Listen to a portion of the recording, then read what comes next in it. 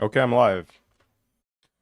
So I managed to 3-star floor 12 chamber 1 yesterday, if you didn't know. So I'm at 30 stars now, and I have about 3 hours left to do the last 6 stars, which should theoretically be pretty easy because I managed to do it in 2.5 hours last time. Is my mic working? Yeah, I think it is. Where's the sound? Shit. Okay, I'm gonna have to do something about the sound. It's not working currently. Stereo maybe? Yeah. Wait a second. I'm gonna do my sound. Okay, hopefully this works. Sound mixer. What the heck is this? Sound. Sound control panel. Recording. Listen. Okay. That should be it. Okay. That should hopefully give you sound. How did I do this last time? I'm gonna do the minimum amount of why not star reel guaranteed. Because I don't know, I'm tired. I don't know how long it's gonna take me to do 36 stars. Are you that bored of Genshin? Do you not want to see me struggle against Genshin Abyss anymore? Is it too tiring for you? How do I do this again? What do I press to go to Abyss? Why not Stario guaranteed? Because I'm still deliberating on whether or not I want to go to the next region, or if I want to save that for 1.1. Actually, I could probably just do Bella Box stuff. Yeah. So, previous Lunar Abyss. It's just, I couldn't get to 36 star last time, really? How much money have you spent on this game, dude? If you've spent less than me, I can understand. I can completely understand you. If you've spent more, well, you better have spent on some pretty dumb shit. What did I do last time? Okay, so I did the same thing as the second half, and then I used John Lee instead of this Abyss. So let's see, just this, yeah, and then this and this. Is that right? And then I have my upgraded Shenhe, Diona, Kazuha. A few hundred by being able to 36 star like 10 times before. Yeah, I've been reliably 36 starring this Abyss. Well, all the Abysses since, I don't know, like 2.2 or 2.3. But this Abyss definitely is a super big power creep, so I can understand if you can't do it.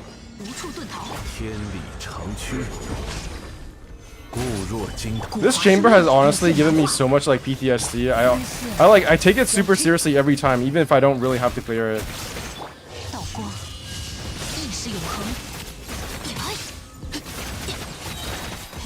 Oh, I'm already taking too long if I actually wanted to clear this. Thank God I don't have to do it anymore. Are you planning on spending your money on Honkai Star Rail?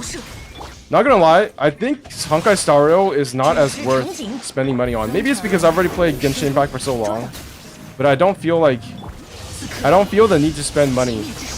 Or I feel reluctant to spend big money on Honkai Star Rail compared to Genshin. Oh. After spending on Genshin, I'm never spending on a Hoyoverse again. Good for you. That's the correct way of doing things.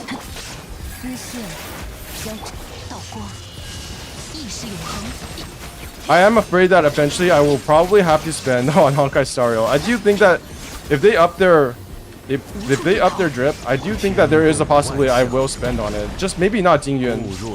Jingyun is like, I don't know. Jingyun is like John Lee at home. Because he doesn't really do anything. He doesn't provide anything that you can't get by using any other character in Honkai Star Rail.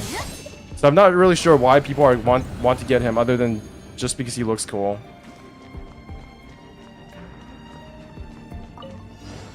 Oh my god, I forgot to save energy.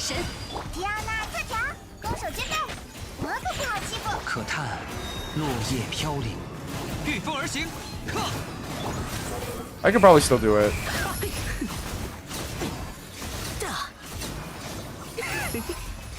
For some reason, my laptop's battery light is red and blinking.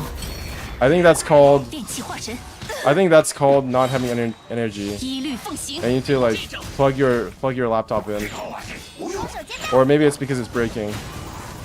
I think I've gone through 2 gaming laptops now, and from now on I don't really do gaming laptops anymore.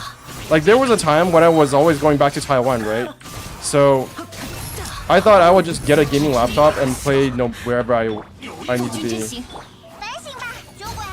But it turns out that's not how it works.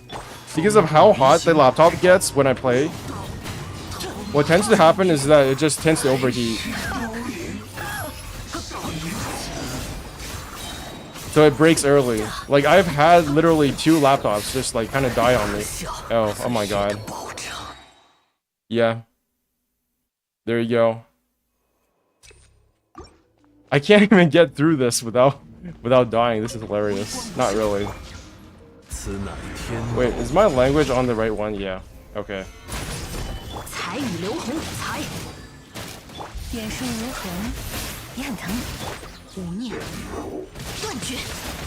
It says this battery is temporarily disabled. Please turn off the computer, reset the AC adapter.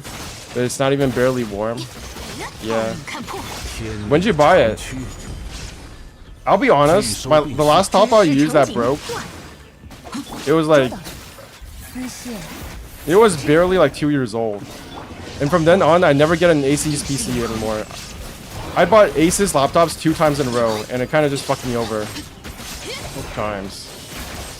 I bought a Lenovo instead this time. And the Lenovo PC is what I used to use for streaming. So I have a 2 PC setup. And I don't use the laptop for gaming anymore. I initially wanted to get this computer from my mom as well, but she didn't want it, which led to me being a streamer, or at least for now. If it weren't for my mom not wanting to use this laptop, I would probably not be streaming right now.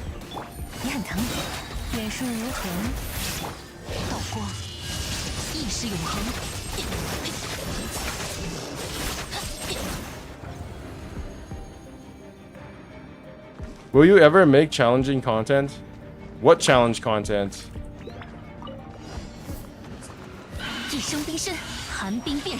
Yo, Lily City. So, you know how people always do randomizers eventually when they get bored of Spiral Abyss?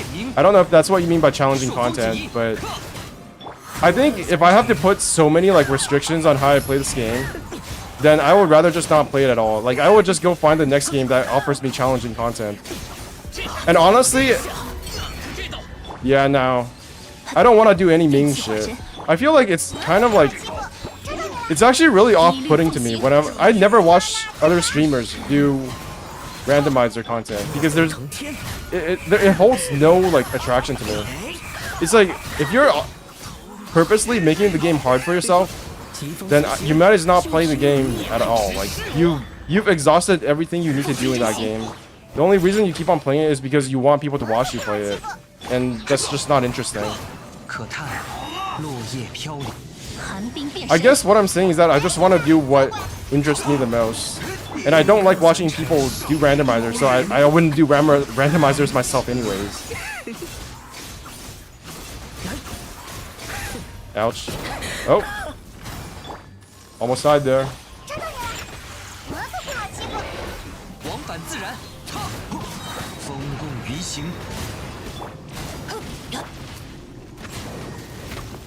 Come on, get some energy, please. Ouch.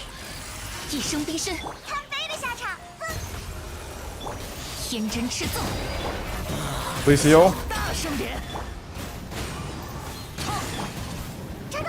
Do one of those, do one of those. Oh my god, I died again. Holy shit. Yeah. Even trying to do this casually is kind of hard. So why would I ever do randomizers? I'm not a whale. And I'm not playing for meta anyways. Otherwise, I would have C2 Raiden Shogun by now. If it's a whaler player that does the randomizer, that'll be entertaining for us. Like pores. Is that what you meant to say? Like pores? For us pores, it's terrible. Or like plebs. Like there's no need to use randomizers at this point because this game is difficult. Abyss is difficult all by itself. Yo, Raraka. Hello, hello. I am currently in the process of doing 36 stars Abyss. I already got through 30 stars yesterday. I was able to do Chamber 2 with my... Not Chamber 2, but Chamber 1 with my scuffed second half. Like, it's not even scuffed. It's a legitimately good team. I don't know why... Ice was poo-pooing on us so much. There's really no reason to say it's bad. It's not bad. Dodge that. Do one of these. I play on a laptop. I used to play a laptop all the time. Like, I would play games that were even more graphically demanding than Genshin Impact on my laptop in the past. Like PlanetSide 2, for example.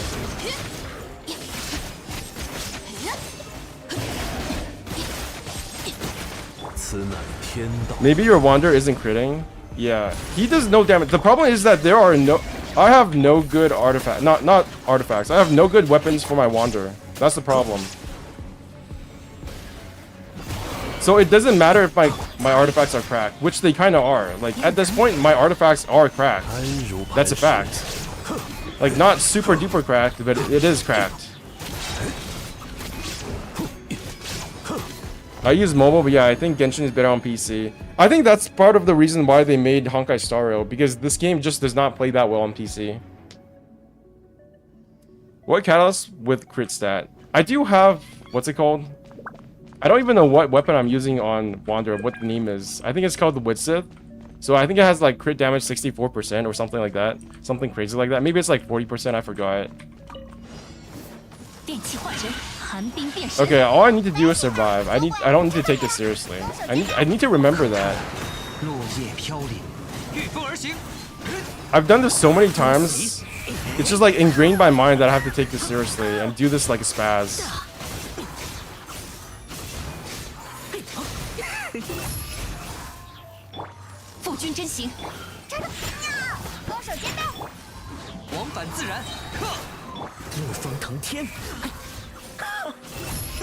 Lost Periods of the Sacred Wind, Solar Pearl, and...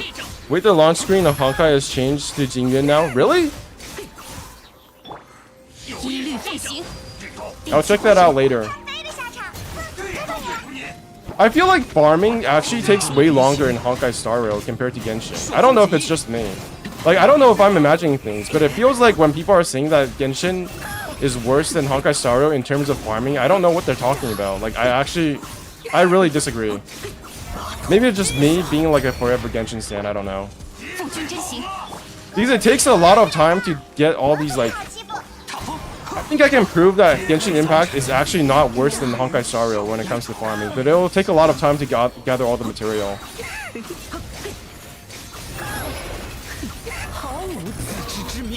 And I don't even know if it's worth it to like prove it.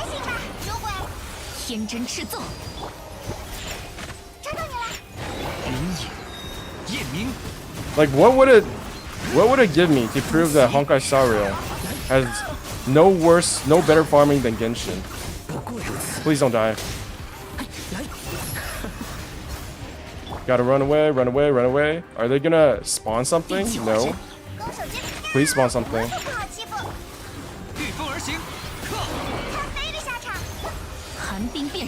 Oh my god, I love AoE.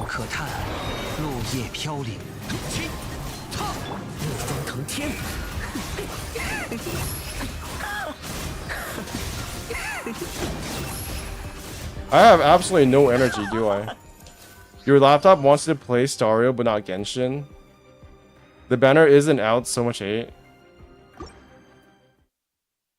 Is the banner not out yet? It's out in like 2 days, so it's basically the same thing.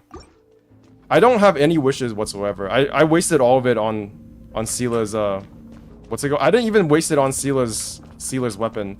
But I got Seela's light cone in 10 wishes. So that was really lucky. But then I spent another 20 wishes on the Seela's banner, so now I have like 20 pity on the weapon banner. Which is completely fucked for anybody who plays gacha games, but still. I have OCD. It's out tomorrow in a few hours. Probably an Asia server. Wait, how did I beat this thing? Oh yeah, I forgot I have Yelan. I just do this. Do one of this. Do one of this.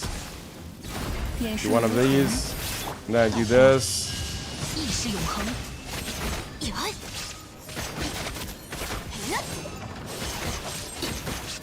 Yeah, do you want...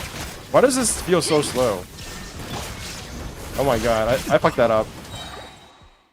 No blade for you now? I actually think it was better for me to spend my primos now so that I can be able to save it, because I still do have pity on the main event banner, right?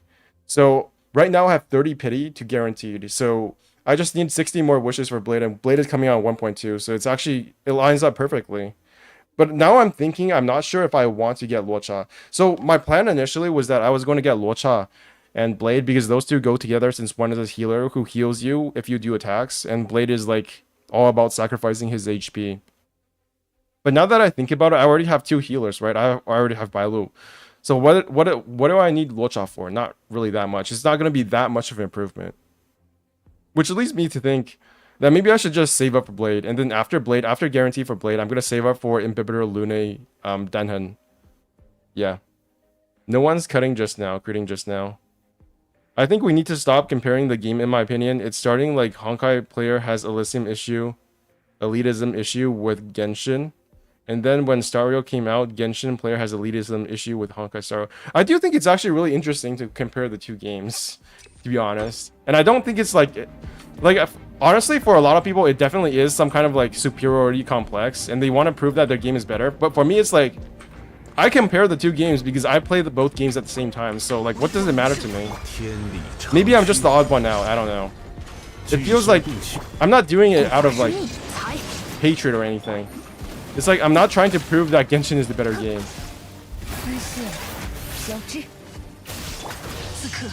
Do one of these. Do one of these.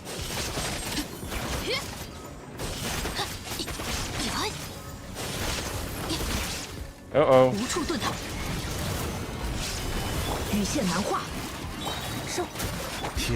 Do one of these. Do one of these. Do one of these. Oh my gosh, she's not up. Why is she not up? Oh my gosh, she has no energy. What the fuck? What just happened?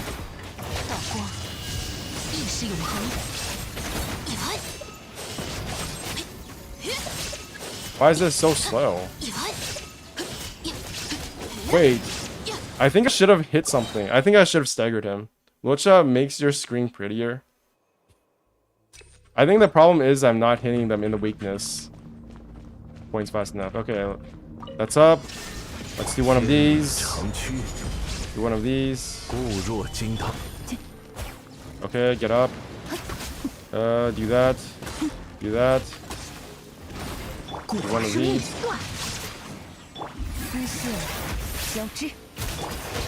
Okay.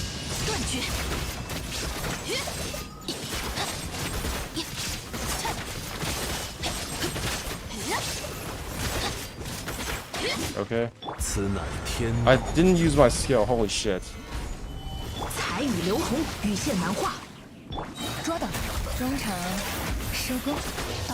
Good again, please.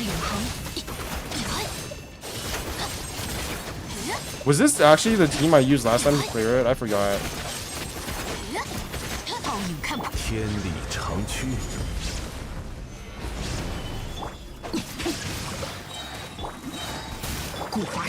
I feel so slow. Get the fuck down here. Please.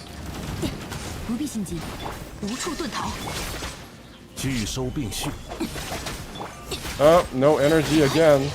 Fuck my life. I don't know what's going on. Why am I having such energy issues? Okay, that was a really scuffed run. I don't know what I'm doing wrong. I'm pretty sure that's the team I use, isn't it? Yeah, that's the team I used to clear the second part. The second chamber. The shit? Nah, I think comparing it is okay, but yeah, comparing it too far is starting to become cringe in my opinion. Imagine how Honkai Star Rail players who didn't know Genshin see Genshin players like that. What is up with run ER issue? Yeah, I know, right? Like, actually, what is up with that? Do I have the right weapons and artifacts wrong? I, oh yeah, last time it's because I cleared it with the energy regen plus 20%. That's also the main reason why I didn't really want to start playing Honkai Impact. Well, Honkai Impact 3rd is a bad game, so that's totally justified. Because their superiority complex makes me hate the game, even though their game story is objectively better. I don't even think it's objectively better. I think it's just, like, different. Did he change Raiden's weapons? I think I might have. Wait, let me leave and just check my weapons, because I think something is wrong. I'm gonna, like... I know this is gonna make people, like, hate me, but... Honkai Impact 3rd is objectively a worse game than Genshin Impact. Like, it just has less production value, it's not as optimized, its PC port is shit. It doesn't run as well, even on the phone. Like, yeah. No? No, I have that. I have that as well. What am I doing wrong? Is it because I have this on instead of... Okay, so I was using this, right? And then this. Yeah, okay. Okay. I heard that Honkai Impact 3rd has really bad power creep. It does. Honkai Impact 3rd was when they didn't really know what they were doing. Because it was their first, like, major gacha game. That's why it has all the traditional shit that you would like totally associate with, like, bad gacha games. It has power creep. It has waifu bait. Like, sure, Genshin and Honkai Star Rail have those as well, but it's moderated by, like, at least a third of the characters being male. Although, to be fair, the male characters are there to, like, bait female players as well. So that's not really that different. They just expanded their player base, that's all. Okay, get up. Do that. I missed. I missed again. That was cringe. Start over. I think it's really weird that... Because obviously Honkai Impact 3rd is a very important game for Hoyoverse, as well as for players who used to play Hoyoverse games before Genshin Impact came out, but it's obvious why Genshin Impact became more popular than Honkai Impact 3rd. I don't think that's any, like, controversial. It's a more popular game because it's a better game. Has more husbandos. Do you think I don't think so. I think John Lee, I don't know. I feel like Jing Yuan, the only male character I'm super interested in is Blade, and that's because he fulfills my, like, Itachi Sasuke fantasy. But otherwise, all the other male characters are kind of just like whatever. Do one of these. Yes, yes. Okay, get up. Do that. Do that. Do that. Do one of these. Do one of these. Please hit. You know what? I don't even want to do charge attacks anymore. I don't feel like charge attacks are not as optimal. If this actually feels faster. I don't know if it's just me. I don't know.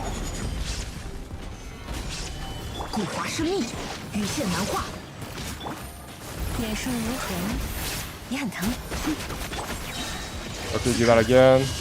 Yeah, I'm not even gonna do charge attacks anymore. Okay, I lied. I'm gonna do one charge attack and then go back to my normal spam, spam, spam.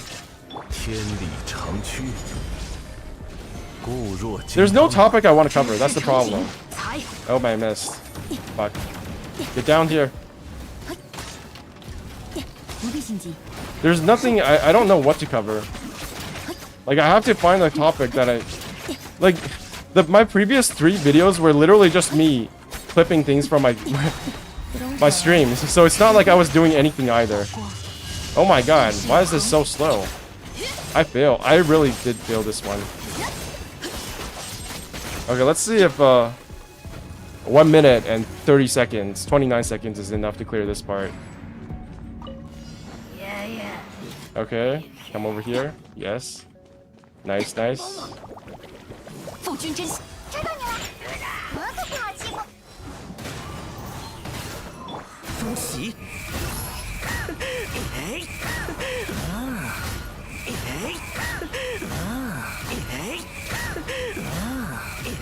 Do one of these. Okay, nice, nice. Do one of these. Do one of these. Let's go.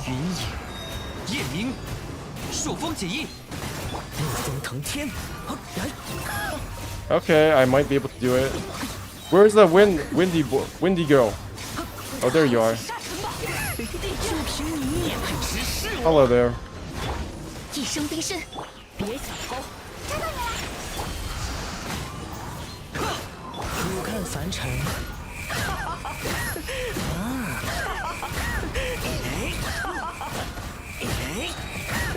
Oh no! Please stop. Okay. Still doable. Let's go.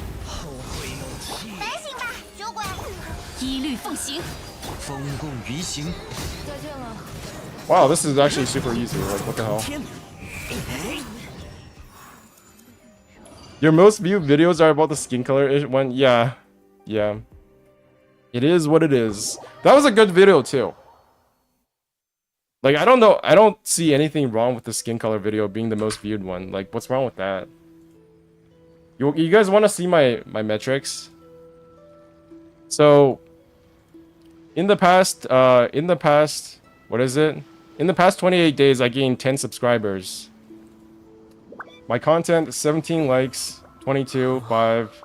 None of them have gone beyond 1,000 views since my first video after I came back, which was also a controversy video. My video on JRPG has a 19% like ratio, so I got ratioed there. I felt kind of bad, but it's like whatever. Genshin Impact is the best live service game. 60 likes. That's pretty good. And everything after that is like 10 to 20 likes average. Honestly, it's not bad. Like, it looks kind of bad, but at the same time, you have to remember that I went back to Taiwan for 3 months. And that really hurt my algorithm. Like, that really just kind of fucked me over. The algorithm does not take my videos seriously anymore because, like, before my 3-month hiatus, even like shitty videos like this would get 1,000 views and then like 3,000 views. And I don't think any of these videos are any better than the ones I'm doing now. Maybe my current ones are shorter, or maybe I'm just ranty and more ranty in general. But it's not like this video called "I Quit Marvel Snap for Genshin TCG" is any better than the ones I'm doing right now. Algorithm impact. So it's just the fact that I wasn't uploading as regularly for a very long period. And my videos, honestly speaking, they're nothing special, right? I don't have good editing skills. I have very minimal editing skills, if any. I'm not very eloquent to the point that I can talk like somebody like, I don't know, Mtash or Podmaster. So I'm getting about the number of subs and likes that I expect. The one exception to that is when I cover really controversial topics, like you said, like the skin color in Genshin and Sumeru. This thing, I got like 37,000 views, and then the second and third videos, I got 11 and 4,000 views. And then Sumeru now has Black NPCs. That was a super clickbaity title, so of course I got like 10,000 views. That was pretty funny. That was actually like one of the funniest things I ever did. Although I guess it's not ethical, but who the fuck cares? It's YouTube. And then everything after that. What was another popular video I did? Genshin Impact is too popular. That was also super clickbaity. 11,000 views. And my first video after coming back is like super wordy, but it's also clickbaity because it has like a banned word on the thumbnail. So of course I got 1,000 plus views. And then after everything after that, it all kind of just evened out. Is Wander the one growling in the background? Yes. I love it. He has such good sound effects. Okay, so how do I clear the third chamber? I can't believe the second chamber was so easy. Like, what the fuck was that? I feel like, you know what? Maybe I should try to clear the third chamber with my current team. I feel like now that I've upgraded a tiny bit, I should be able to get a bit closer. Or maybe that's just still copium. Who cares? Let's go. No. That's actually cope. I can't do this without my electro team. Yeah, that's actually copium. Because I don't have enough AoE, that's the problem. I thought it was a hilly Cheryl. No. I actually think I need to try the Japanese Scaramouche at some point. Maybe when I get him on my second account on my PS5. I am planning on restarting Genshin Impact. I think in 3.8 is about when I will be restarting Genshin Impact on my PS5 and then doing a free-to-play account. And then I'm gonna save up for Scaramouche as well. I think what I'm planning to do for this account right now is my current goal is that I will be trying to aim for a one team, like a one try Spiral Abyss 36 star, because right now I still have to change my teams for every single chamber, and I do think that the next step up will be to just use 2 teams. So I still have goals to accomplish in this game, but I can already see like at a future date I will run out of things to strive for in this game, and that's when the second account is going to come into, come into use. And to get to the 36 star, I still don't want to pull for like the most meta units. I'm not sure if I want to get C2 Raiden Shogun. What I do want to get is maybe get C4 or C6 Scaramouche, as dumb as that sounds. Because I really like playing this character. I feel like he's super fun. Like, this guy is like just... I don't know, I've actually never played a more fun character in this entire game. The Scaramouche is super duper. Like, his playstyle is not like the most... It's not like an in-your-face, like, slam you with a giant fucking bat in the face gameplay style, like Raiden Shogun. But the way he moves around, and then you can, like, just adjust him, and to get, like, these special states where you can sprint and stuff like that, it's...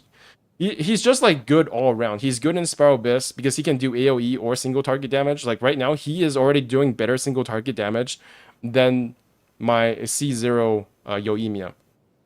If you want to know, I have seen your video before, but I started watching you only since what?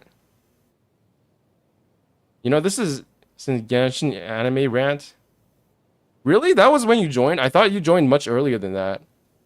Do you want C2 John Lee? Yeah, I do also want C2 John Lee, but I'm not sure if it'll be worth it. My goal is to... I really do want more... I want Scaramouche's signature weapon, because this Witsith shit is actually, like, super copium. Like, I do not... It looks so dumb. Like, yeah, it fits his aesthetic, but it just looks so bad to me. I don't want to use this shit. Which is why I'm getting his signature weapon at some point. I want to get more constellations for him. I want him to be able to 36 star Spiral Abyss. I watched your videos before that, but I started watching you more often since... Why? What exactly is it about the anime rant? If we include future characters, then there's 20 female characters and 11 make characters in Honkai Star Rail. More subs. He'll cover it more when Natlan comes out, hopefully.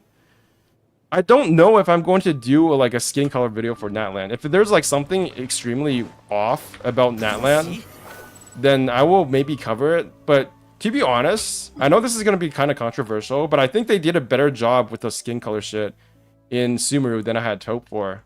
Because I had very low expectations to begin with. I think the way they covered the desert region and the divide between the desert region and the forest region is actually much more palatable to me than what I had first assumed. Like, I do wish there were more desert characters. We only have 3, right? We only have Sino, who is kind of like half from the desert region and half from the other region. We only have Sino, Candace, and Dia.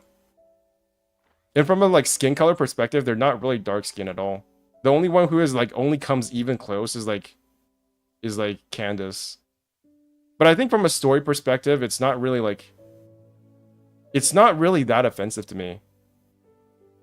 The only thing that I can really think of that is offensive is like isn't it a bit weird that the NPCs, there are more dark-skinned NPCs than there are like playable dark-skinned characters? It's just kind of weird that we have like these pretty dark-skinned NPCs walking around in Aro Village and over here somewhere, and then the playable characters are like 2 tones lighter than them. Like, I think they're even darker than Xingyan. It still kind of weirds me out that Xingyan is like the darkest character in this entire game, but that's another thing. But from a story perspective, they do a lot of things that make me feel like they're aware of the problem. Like, wasn't there like a racist genie lamp? I haven't done the quest yet, so I'll have to do that later on, but it wasn't treated like a normal thing. Like, racism was not treated like a normal thing in this game. It's a real thing. Like, there is discrimination between the forest area and the desert area, and it wasn't just, like, brushed away. Well, it was brushed away, but not as fast as I thought it would be. It was a plot point at some hand. at some point. You still not open the new region? Yeah.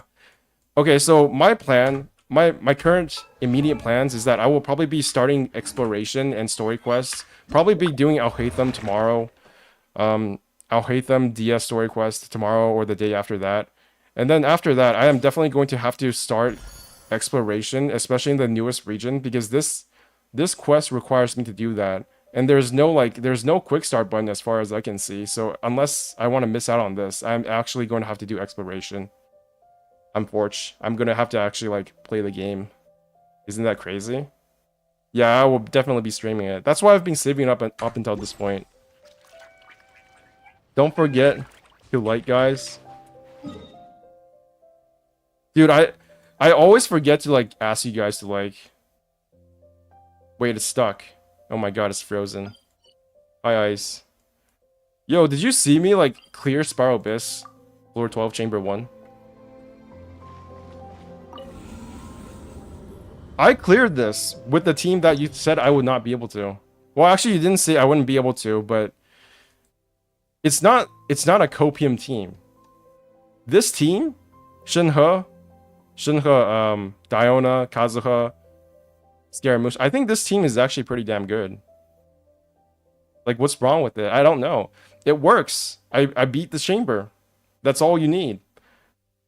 Okay, so admittedly, I have C0 Raiden Shogun, C6 Bennett, C6 Xiangling, C6 Xingqiu, C0 Shinhe, C6 Diona, C0 Scaramouche. No, I mean C0 Kazuha, and I have a C2 Wanderer. So the constellation is definitely carried a lot, but still, this team is not bad. So Rush is gone at the start. Okay, I probably should go to the event then. Yeah, I heard. I was playing Honkai muted and running your stream in the background. Nice. Yeah. It's just RNG. That's the problem. Like, my problem isn't even that it's hard. Like, if it was just a straight up damage check, then so be it. But it's not just a straight up damage check. It's a bunch of dices that they're rolling. So how did I do this last time? Okay, so John Lee. I gotta go check what my Traveler is doing. Is my Traveler geared properly? Because I think I took some stuff off of him when I got... Yeah, I definitely took some stuff off of him. Okay, so... Xingqiu, you don't need that shit anymore, right? Actually, you do need that shit. Never mind.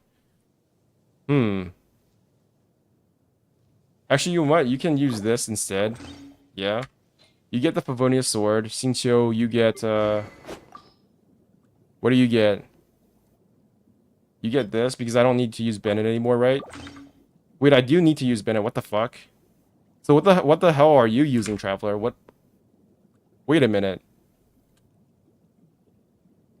Apparently it's hidden behind Sino's character story 5. It's not that far. You get Sarouche about 10 to 15 minutes since you start the quest. Oh yeah, you asked about the 6 cardinal sins. I still don't know what those are, and I'm not sure I care. It'll be explained to me in an Ashikai video like 10 years later. And it'll be completely fine. I also struggled with my run earlier. I was so rusty and my keyboard was acting up again. My Alt+1 sometimes doesn't work. It's annoying. Yeah.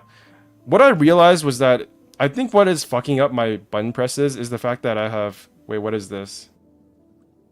Okay. Okay, this is my languages. So I have all these other languages installed on my computer. And for whatever reason, I think it's because of like mispresses, I will switch to another language. And that's what is fucking up my key presses. So the reason why I started a bit later than I had planned today is because I was messing around with my language settings. And trying to uninstall, like remove Japanese, but still keep Japanese in there. But I wasn't able to, for some reason. I tried to reinstall it, like... For some reason, Windows 10, when you like remove a language, it just completely uninstalls it. I just want to remove my ability to switch to that language, but it doesn't let me. At least so far, doesn't seem to be a way to do that. Anyways, so you get that weapon right, and then you get that weapon right. Nice. So what exactly does Bennett get? I feel like Bennett definitely needs something to keep him going. Otherwise, he's kind of screwed. Yeah. What weapon were you using? Just this? Do I have a second Favonius sword? Is this the Favonius sword? Yes, it is. Oh my god. I never noticed, but the scuffed Favonius sword looks really different from the upgraded one. Like, they almost look like completely different weapons. Okay, more so on the picture, not as much in the core model. It's so awkward that a character just switched in without casting a burst. Yeah, that's... Hey, Branch, what do you think about the underwater mechanics in Genshin? Is it necessary to fight underwater? I don't think they will be doing underwater combat in Fontaine, to be honest. I think we will be just doing underwater exploration. I don't think there will be any underwater combat. Festering Desire? What is that? Tokabu Shigure? What is this? I don't know. So... It says here that the team I previously used had both Xingqiu and Bennett. And the Traveler as well, but I don't know what weapons I used on them, because technically most of the time I just use a Favonius sword on the whatever Bennett or Xingqiu I'm using. That's awkward. Okay, maybe I can just use Elemental Mastery instead. And then you can have the Favonius sword, right? Yes. So, okay, you get the Favonius sword because you definitely need energy regen. And then you can keep with the Sacrificial Sword and Traveler. What do you get? You get an Elemental Mastery sword. That's fine, right? Yeah, I think this is fine. Event weapon from when Dragon Spawn first came out. I don't think I got that one. I don't think I was doing events at that point. No, I never got the Festering Desire. In fact, when I was doing Golden Apple Archipelago for the first time, if you check my inventory right now, right? The weapon for the Golden Apple Archipelago does not have full refinement because I'd never got around to it. I was not playing the game that hardcore at that point. I literally did not know what to do in that Golden Apple Archipelago. I was like, I didn't even know that events would not be able to rerun in the future at that point. So I was just like, I'll do this later on. And I procrastinated it until the end. I was never able to find all the conches. So to this day, I only have a refinement 2 Dodoko Tails. And that's been my shame for pretty much my entire Genshin career. I'm also thinking that elemental reaction didn't work. Yeah, how are they going to do it's just not going to work. They're either going to have a specific underwater combat, like that is universal to all of the playable characters, or maybe they will have something special for hydro characters. But other than that, I think other than having like 2 sets of combat, I think what is most likely going to happen is that we will have a single underwater combat mechanic that maybe a hydro characters will get a bonus to, but it's not going to be fundamentally different. And then it's just going to be that same combat mechanic for all of the other playable characters. And I don't even think that would be bad. Like, I think they just need to make it fun. Bazooka, submarine, bazooka, blast? What the fuck are you guys talking about? Are you guys talking about Legend of Zelda? Because I have been seeing a bunch of weird shit with how they've been able to make like giant robots and like gliding planes that can bomb shit in that game.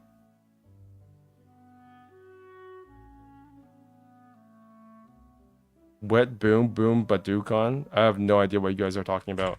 Okay, I have to do this. Nope. Dendro Traveler. Wait, do I have Dendro Traveler? Do I have Dendro Traveler artifacts on? Elemental Mastery. Yes. Yes. I think yes. Right.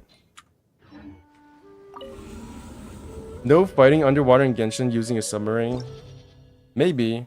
I think that would be pretty boring, to be honest. And we did see the Traveler swimming underwater, so I don't think it's just going to be a submarine. Wait! I forgot! I don't need to use Dendro Traveler. I have Nahida. What the fuck was I thinking? What the fuck? I'm brain dead. I'm actually brain dead. Why would I even need to use Dendro Traveler? I have Nahida. Yeah, I have Nahida. Why would I use Dendro Traveler? What the fuck?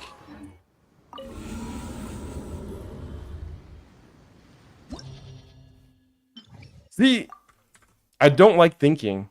I just like to bash my head against keyboard and win shit. So I just look at this and was like, wait a minute, this is what I used last time. I might as well use it again. But I don't need to use Dendro Traveler anymore. He's completely redundant. He's obsolete. I have Nahida. Do you know how to use Nahida? Nope. But even not knowing how to use Nahida, she's probably still better than Dendro Traveler. I also tried to run Dendro Traveler for Chamber 1, but then I remember you need an archer. Yeah, that's the problem. Although you can do the chambers individually, like I did. So, okay, so what are you doing? Official, and then cutscene, right? Yeah. Wait, Nahida doesn't work, does she? I don't think Nahida works because her lock-on does not work on the gadgets, does it? Well, actually, never mind. Let's just go with this anyways.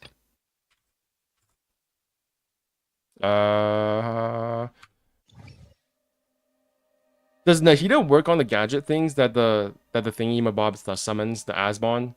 I use Yao to take care of the flying things. The only weakness about Nahida is multi-wave mechanics on enemy side. But can't you just like redo your chains? Like it's not that hard, right?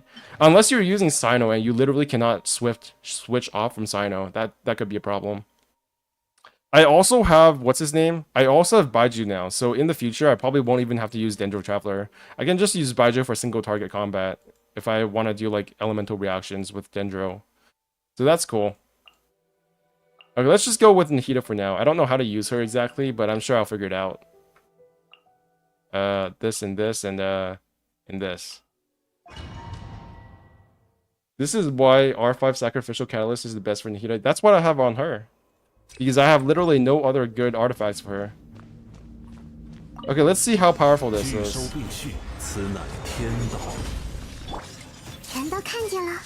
Hello. Holy shit, that takes a lot of time.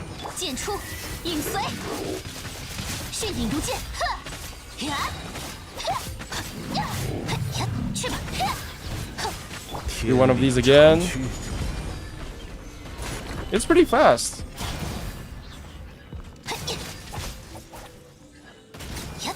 Yep. I like this.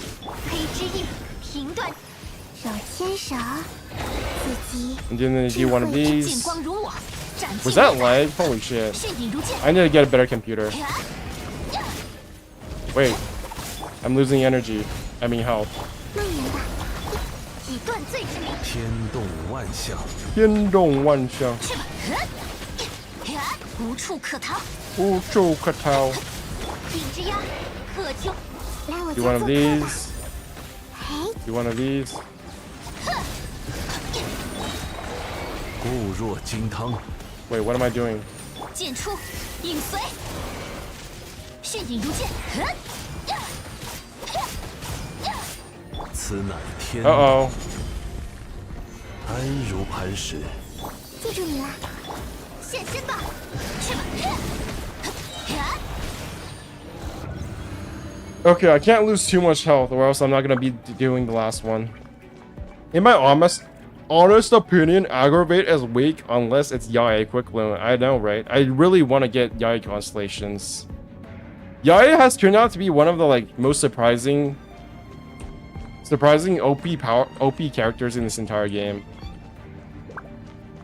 I think the fact that Yae became so powerful later on is one of the reasons why I didn't get that mad about Dia. I do think Dia is going to get better later on with more hydro units from Sumeru. I mean Focalors, I mean Fontaine, whatever it's called. I don't think it's just Copium that Focalors or whatever like synergy characters will have from Fontaine with Dia. I think that is actually going to be a real thing. I don't think that's just Copium. That's why I don't underestimate future impact. Yeah. These creatures look annoying to fight. They are annoying to fight. Yeah, and Tignari, Epic Duel. Epic Duel with what? With Yae? Really? Oh, I guess that makes sense. Uh-oh. Wrong rotation.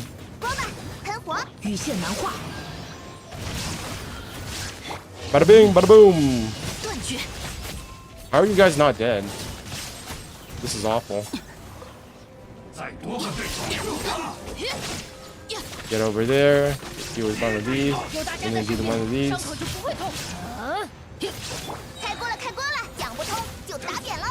Snap. I missed. I think I missed. And then bada bing, bada boom.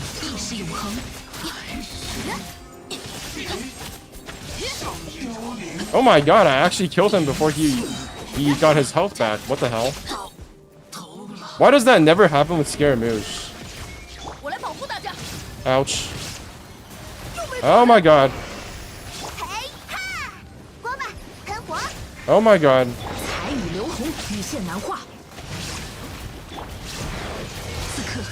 Please die. It feels like I never get lucky with Scaramouche.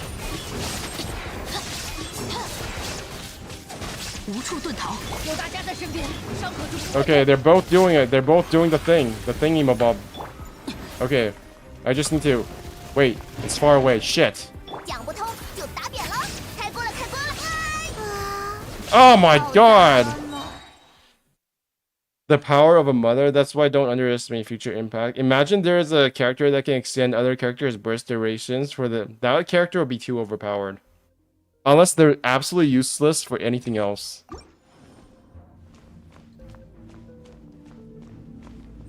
Yeah. Even with like overpowered teams, you still have to pay attention.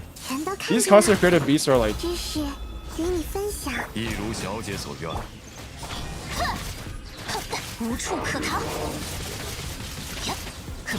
I do feel like Aggravate is not that bad. Like even as a bad team, like as an inferior team to...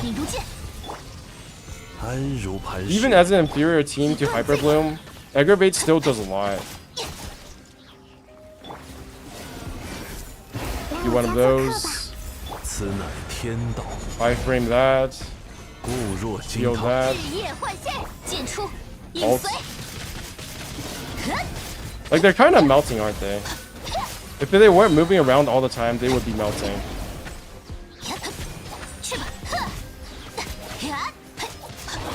And then do one of that. Get that out.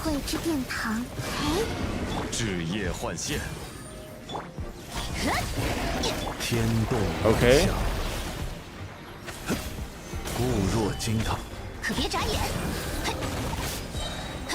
Where are you? Okay.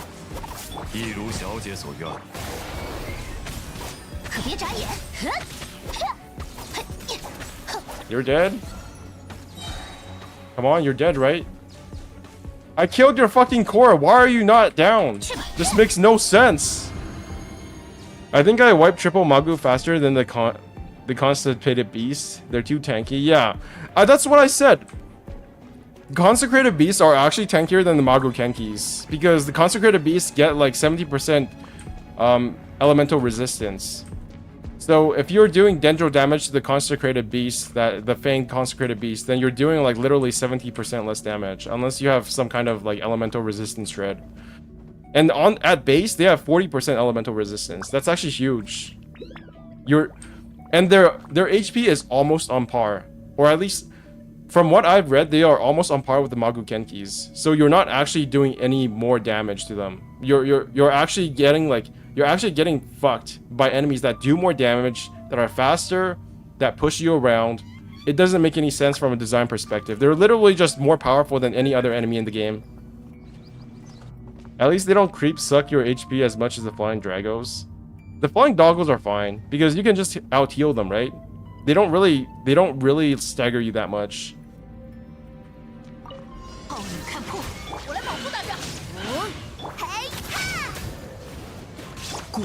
My problem with the consecrated beasts is not that they're like the hard enemies, which they are. That they don't really make sense within the design papers of this game. Because so far we've had slow enemies that do a lot of damage. I missed. We've had fast enemies that don't do a lot of damage, but now suddenly we have fast enemies that do a whole shit ton of damage. So how much does it really make sense? It doesn't. 微光无射，该走攻击了。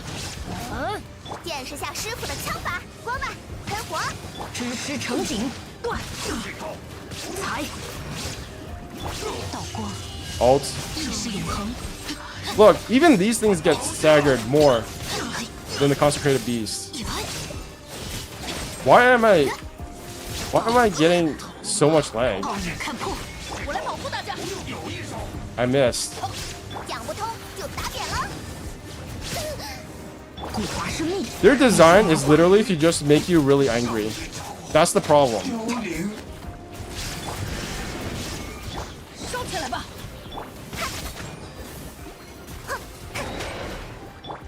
财， Oh, run away, run away, run away. Nice, nice. 有大家在身边，伤口就不会痛。见识下师傅的枪法， Do one of 知 these. 识成景，不好， Run back. Alt. 断绝。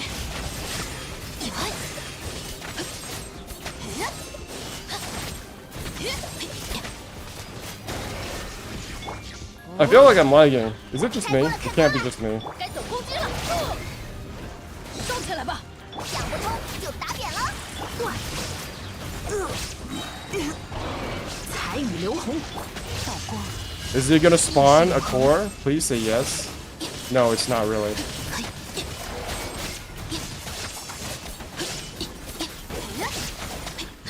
And it's down. Okay, gotta get some energy. Nice, nice. That's up. Genshin enemy design. Y'all were asking for harder abyss, and this is what you'll get. I know, right? We're so ungrateful. Ouch. Wait. Ah, what the? 羽线难画，该行断。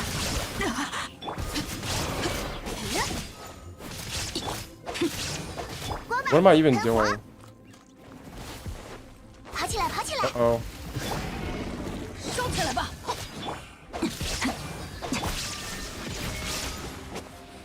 Run away, run away. Nice. When you get a face reveal bench, when I get to like, I don't know, let's say 10,000 subscribers, I'll do a face reveal. Whenever that happens. 班尼冒险团， Will he do a VTuber model first before a face reveal? No, too hard. I'll probably do a face reveal before that. Because I don't have the effort. I don't have what it takes to make a VTuber model. Or to make one work for me. For one reason I recorded my run today, I don't know. I want to convince Bench that Nahida and Kuki together is the most broken faceplant comp ever. I don't want to use Kuki. Kuki was like one of my favorite characters going into this game. Like when Inazuma was first revealed and then Kuki was revealed after that, I thought Kuki would be like the most like awesome character ever. But then everybody realized how broken she is, and then I lost interest in her. Is my internet lagging or what's going on? I don't know. Let me check my stream health. Stream health is healthy. 8,000 upload. Everything seems to be alright. I don't know what's going on. Okay, let's do this. Let's do that. Let's do one of these. Uh-oh. Wrong one. Oh, missed. Okay, very nice. I do one of these. Discharge attack.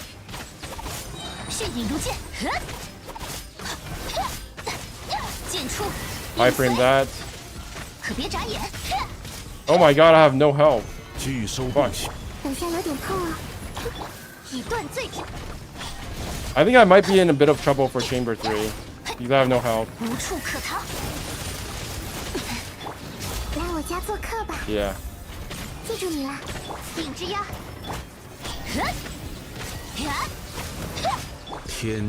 Do one of those. Do one of these. From that again. Shit. Uh-oh. Dodge, dodge. Get down. 聚收并蓄。 Give me some energy. 劲光如我，斩尽无杂。哼，血影如剑。哼，呀，可别眨眼。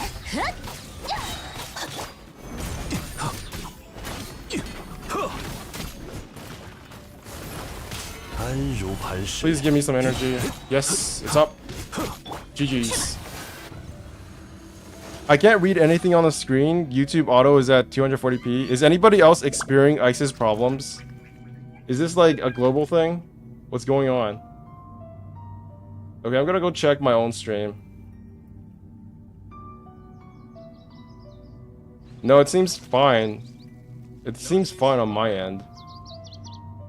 Anybody else having problems, or is it just ice? Because if it's just ice, I can just, I don't know, ignore it and tell him to, I don't know, get a better computer. I'm on 1080. Okay, ice, get a better computer or a phone. I'll just restart my router. Okay, no worries. Okay, if you can't. I was just joking, by the way. I know it's really hard to tell on the internet, but I used to, when I was a kid, we didn't really have internet. Like, thinking back, I think I already told this to you guys already, but if you're a Zoomer, when I was back in my day, when I was like 8 years old, we didn't have internet. We just had dial-up. So whenever a YouTube video came out, I literally had to go out for like a run or go for a walk before a YouTube video that was like 20 minutes long would load. I'm on 720p, which is extraordinary for my internet. I'll just restart my router. Yeah. Restarting routers used to be what I did whenever I ran into internet troubles, but then I would restart my router and then it just wouldn't work anymore. So...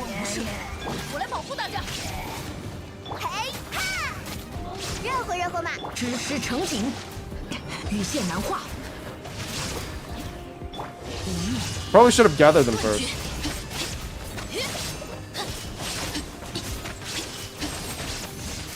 Is he gonna die? Please at least die. Oh my god. Wow! Their animations are super cool, but super bad at the same time. They don't really do much.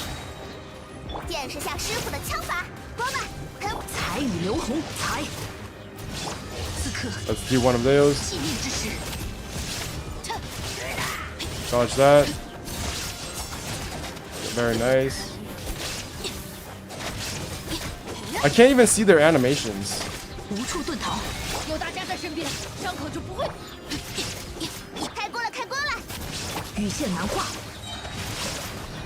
Do one of those. Do one of this. Nice. Okay, kill the one with the thingamabob, right? Okay, dodge that. Oh my god, am I gonna? Oh fuck! Yeah, no. Okay, I'm out.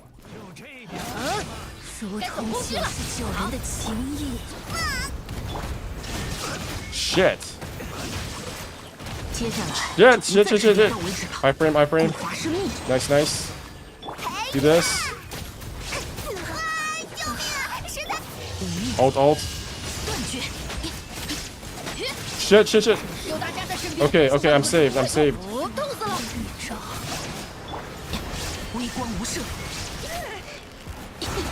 Okay, I'm not. Shit.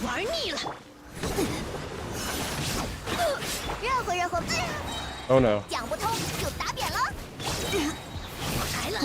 No.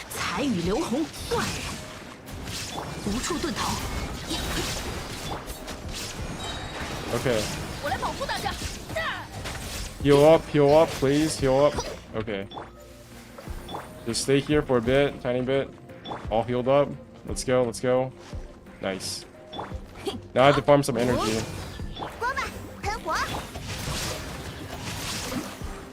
This is taking way too much of my brain power. I wish I could pause this. Why do they not have a pause button in this game? They get staggered really easily though. I'll give them that. So I don't have to worry about that. Invincibility shit. Nice. Yay, it's back at 720p. Nice. It sucks when you have bad internet. Honestly, internet is almost... I think internet is almost as like important as food these days, right? If you don't have good internet, you're basically stuck at whatever the low-end existence that you have. I forgot my work laptop was doing Windows Update. Shutting off the router somehow stopped the update. Got into bin work laptop I'm watching. After COVID, all I'm doing on internet are covered by Wi-Fi. After COVID, all I'm doing on internet are covered by Wi-Fi. I don't use Wi-Fi. I used to use Wi-Fi for my PS5, but then I realized that it would disconnect and connect randomly at times. I don't know how it works, but now I just use Ethernet cable.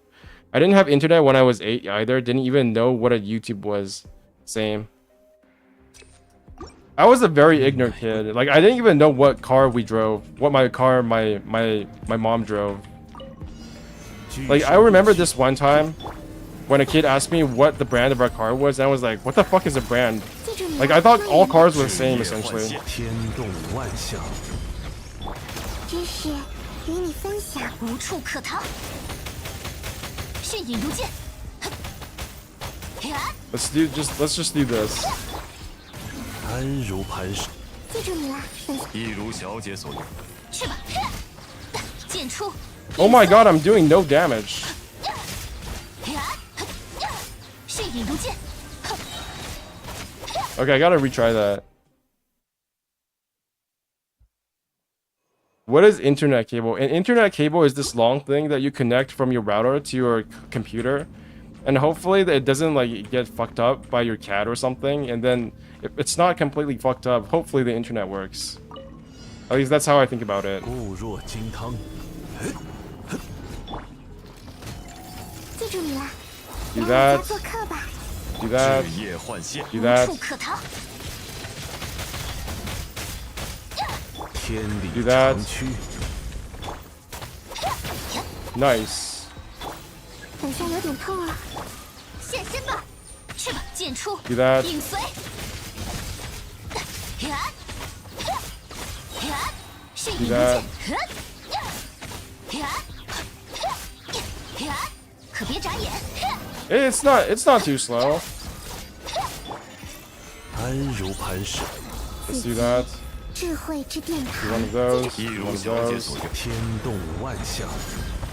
无处可逃。迅影如剑。 Oh my god, why was it not its health curl not up? Oh. Fuck. 好像有点痛 Do 啊。 that. 知识与 Do 你 that. 天理长驱。 Get this 这 done. 样，剑出，影随，可别眨眼。 Nice.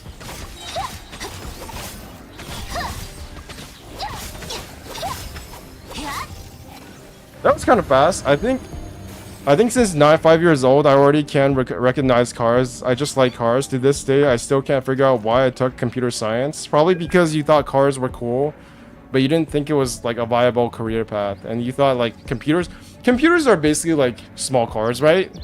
Except instead of running on a track and on a road, it just runs games. And I don't know, porn. Mostly porn. For Ethernet cable, you connect the cable from the router to your computer or laptop. Exactly. So simple. And then the router connects something else to something else that I don't know about, and then magically internet happens. That's basically the extent of my understanding of the internet. 无处遁逃，该走空狙了。冻死了。 Oh, I'm kind of dead. Do this. Do that. 知识成景， Do that. 道光 Alt. 意识永恒。 Oh my god, they're kind of just dying. 微光无射，给大家 Do that. Do that. 是不会痛。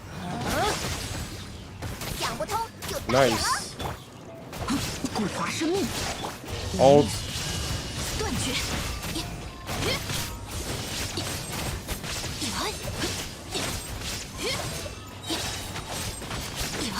无处遁逃。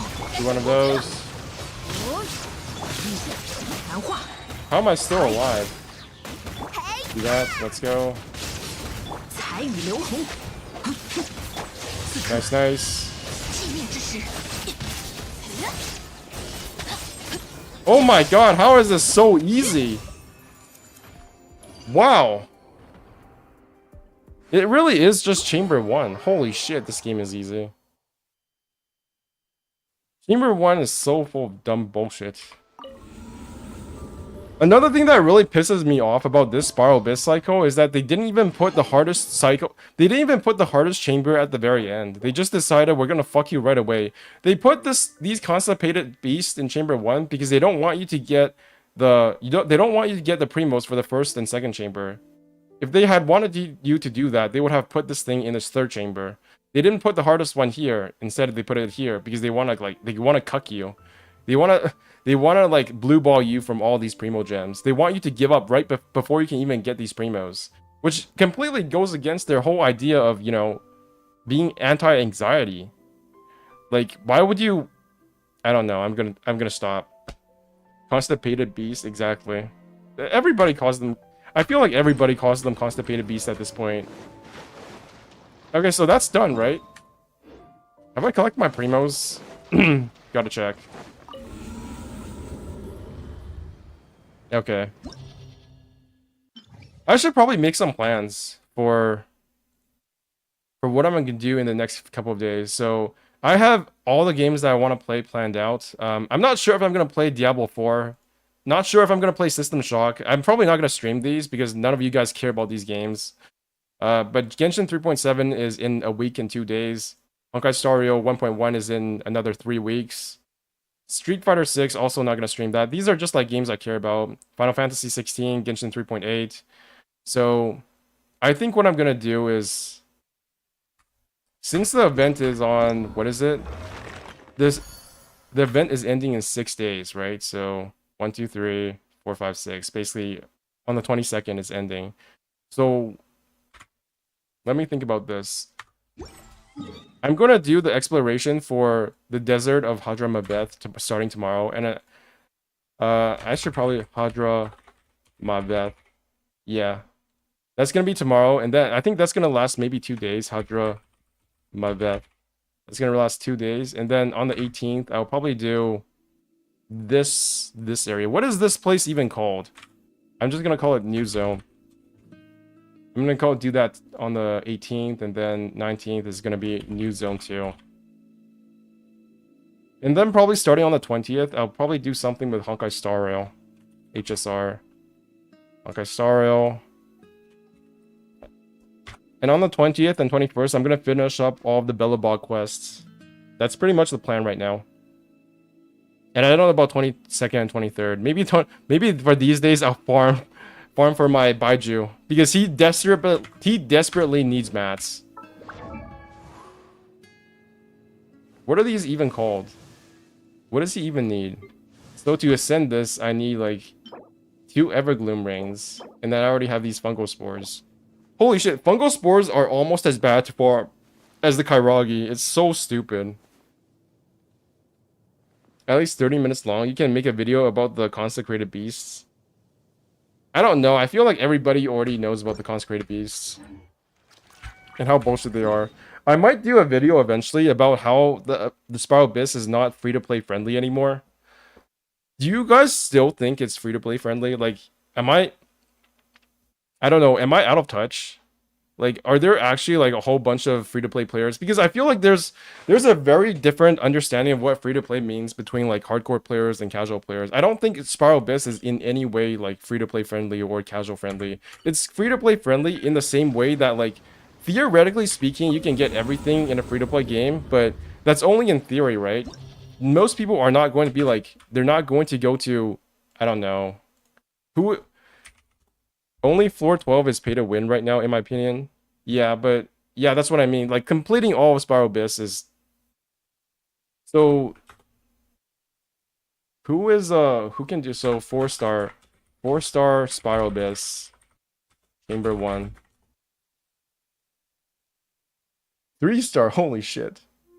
So it's definitely possible, but this is like 2 years ago. Like, even when you search 4-star Spiral Abyss, the new one doesn't even come up. It's like 6 months ago, 2 months ago, 2 months, 1 year. It's not even the most recent one. I think the only one that is... Like, I'm sure if I search for it, it'll be there, but... 4-star Spiral Abyss, Sevi. I'm still free to play however I want. Free to play however money I'm free to play however much money I want to spend. As in, I'm free to spend however much money that is necessary for me to clear Spiral Abyss. So, how to beat Spiral Abyss floor 11 and 12. Let's take a look at this because I'm actually interested. So, floor 12, chamber 1 redo. Let's see what Sevi has to say. Situations. For this, I ended up using an overload team in the first half and a sucrose-driven hyperbloom team in the second half. First, a good run had to not have the ruin crabs put up their shields. Exactly. You guys hear that? A good run requires the crabs not to put up their shields. It doesn't matter if you're a whale. It doesn't matter if you're... Well, actually, I did notice that once I upgraded like a couple of artifacts, I was able to clear, like, if only one crab put up their shield, it was still doable with my Raiden National, but I lost maybe like 3 or 4 seconds to that. Situation. But most optimally, you don't want the shields up. If the crabs put up their shields, it's almost impossible to do 36-star. For this, And basically what you have to do is you just have to redo it. It's not fun.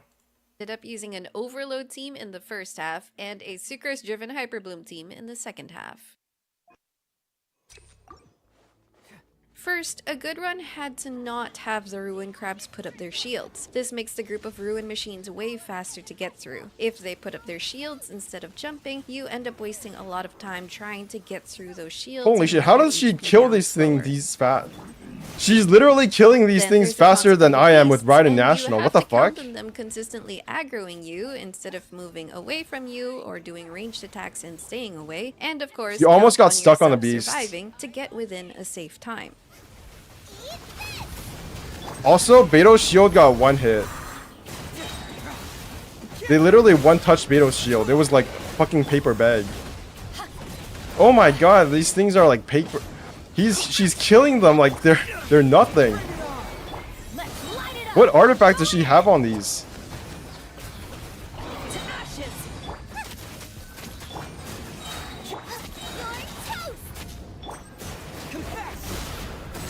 Yeah. She basically has the same time as I do with the 4-star team. So it's definitely doable. But look at what characters she's using. Like, what is this? Bennett, Xiangling. So here's my problem with calling this game free-to-play friendly. What you actually mean when you say this game is free-to-play friendly is Bennett and Xiangling friendly. I think the key here is you need to hit every skill. What they're actually saying is that you need Bennett, you need Xiangling, and I'm guessing the next team is going to have Xingqiu. Yeah, you need Bennett, you need Xiangling, you need Xingqiu, you need Sucrose. These are like the 4 main characters you must have no matter what. It's not free-to-play friendly, it's these 4 characters friendly. And if you are unable to get these 4 characters, even if you're free-to-play, then you're kind of screwed. How is that free-to-play friendly? And it's much harder to get these 4 characters now than it was in the past because there are so many more characters now in the standard banners that it just like degrades your ability to pull these characters as well. So I think it's even less free-to-play friendly than in the past. Rather than just it's not even just the power levels, it's just that getting the certain characters you want is even harder. Hazel gameplay is so fun. I'm gonna build him for sure. He looks like a very scuffed Scaramouche. Not gonna lie. 4 stars at 4 cons. Yeah, you basically like how many characters do you have to pull? You have to pull 6 of these. Actually, not 6 of these. I'm sorry. You don't need Constellation 6 for. You don't need Constellation 6 for Bennett. Stanley, you want Constellation 4, I believe. Xingqiu, you definitely want Constellation 6. Fischl also is another crack character, so I don't know how many constellations she has on that. Basically, even as free-to-plays, you're going to want to pull for these meta characters. And if you don't have these meta characters, like, what are you supposed to do with Candace? If you play completely free-to-play, you have to play perfectly. Not only do you have to play perfectly, you have to pull perfectly as well. I really wish I could, like, get my thoughts together on why exactly this game is not free-to-play anymore. For the specific content that is Spiral Abyss Floor 12. Everything else is free-to-play friendly. Which is still saying a lot for this game. But it's not as free-to-play friendly as in the past. The fungi are predictable enough. Target the one on the right and make sure it doesn't fly up. Then use AoE abilities and that will be pretty straightforward. Witness the absorption test.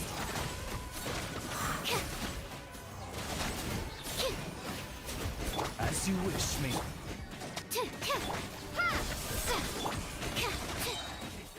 But then you encounter another layer of RNG with the Kairagi in the next wave. Sometimes they'll jump too far away to be targeted simultaneously, even after you edge bait them. Or sometimes their HP regenerating animation happens too quickly before you even get this a is chance another to thing that really bothered me, which is that depending on what animation that the Kairagi is in at the time that you're doing attacks, it's very hard to kill them both at the same time, especially when you're like a single target damage dealer. That is like Scaramouche, but also an AoE damage dealer at the same time. So that very much limits how much damage you can deal in like a certain period, because you don't want to get the HP levels of these two characters at a disparate rate. You have to damage them at an even level. happens too quickly before you even get a chance to get the second one down. Because they're doing that animation, they weren't able to go through with their HP healing, I think. HP regenerating animation happens too quickly before you even get a chance to get the Yeah, see? Look at the difference between how slow he healed, because he's already in his attack animation, versus when I'm doing it. When I'm doing it, like, this guy dies and he immediately just heals in 0.5 seconds. second one down. That's also another bit of And randomness lastly, that I there's the second don't wave of really consecrated appreciate in beasts. Abyss. And these should be dealt with similarly to the previous half. I wish they would just make floor 13. I don't know why they don't do that. Like, just make floor 13 for everybody else who wants to, like, bang their head against all the constipated beasts. And then make floor 12 as hard it was before.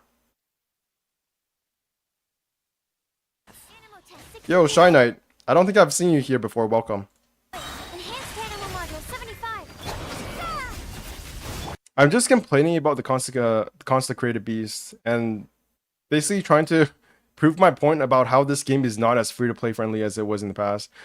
But even as a game that is less free-to-play friendly than in the past, it is still extremely free-to-play friendly, because the only content that is kind of locked out for free-to-play players is floor 12. And it's not that much, right? It's literally just 150 primos.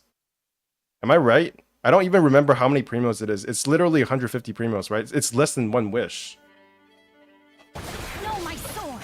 Let me read it. Honestly, the thing that offends me the most is that I can't do this as reliably as in the past anymore. I guess I'm almost through with it, but I'm scared that the next floor 12 is going to be even worse than this one. And from the leaks I've seen, it might be, and it might actually be worse, because they're putting 4 consecrated beasts in one chamber, on one half of the chamber. Yeah, Spiral Abyss is just a DPS check, just get primos. It would be better if it was just a pure DPS check at this point, but it's not. It's an RNG check as well, which is an even greater DPS check, so you're right. Who was it who said there's only max level 12, 13 for talents? On floor 12, you can see 3 other floors, buildings left to traverse, so theoretically there's floor 15. I do think they're going to expand on it one day. Or maybe I'm just coping.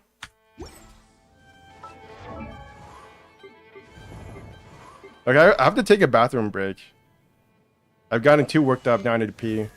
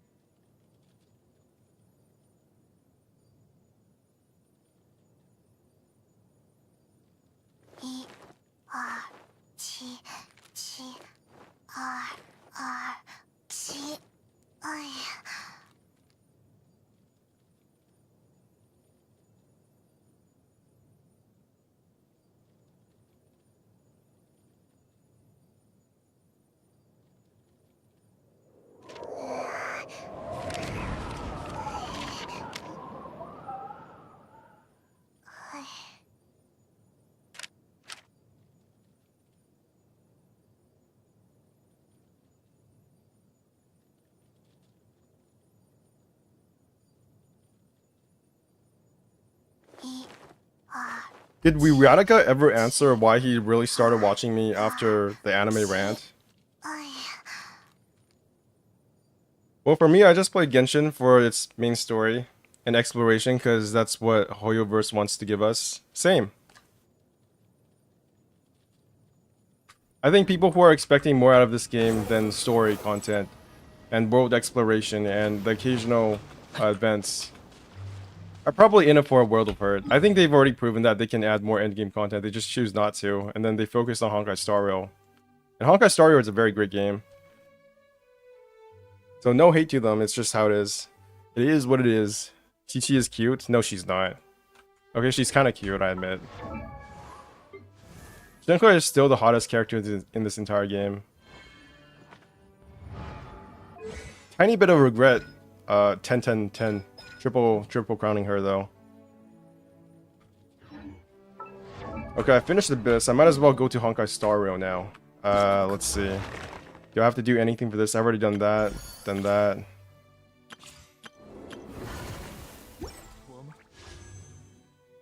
I have some wishes. Let's see if I can... Okay, let's just see if I can get a second Baiju. No. Can't wait to fight 2... Yeah, but why the anime rant? Dailies? I already done my dailies.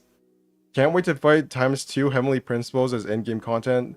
Parametric Transformer. Oh yeah, I might have to do that.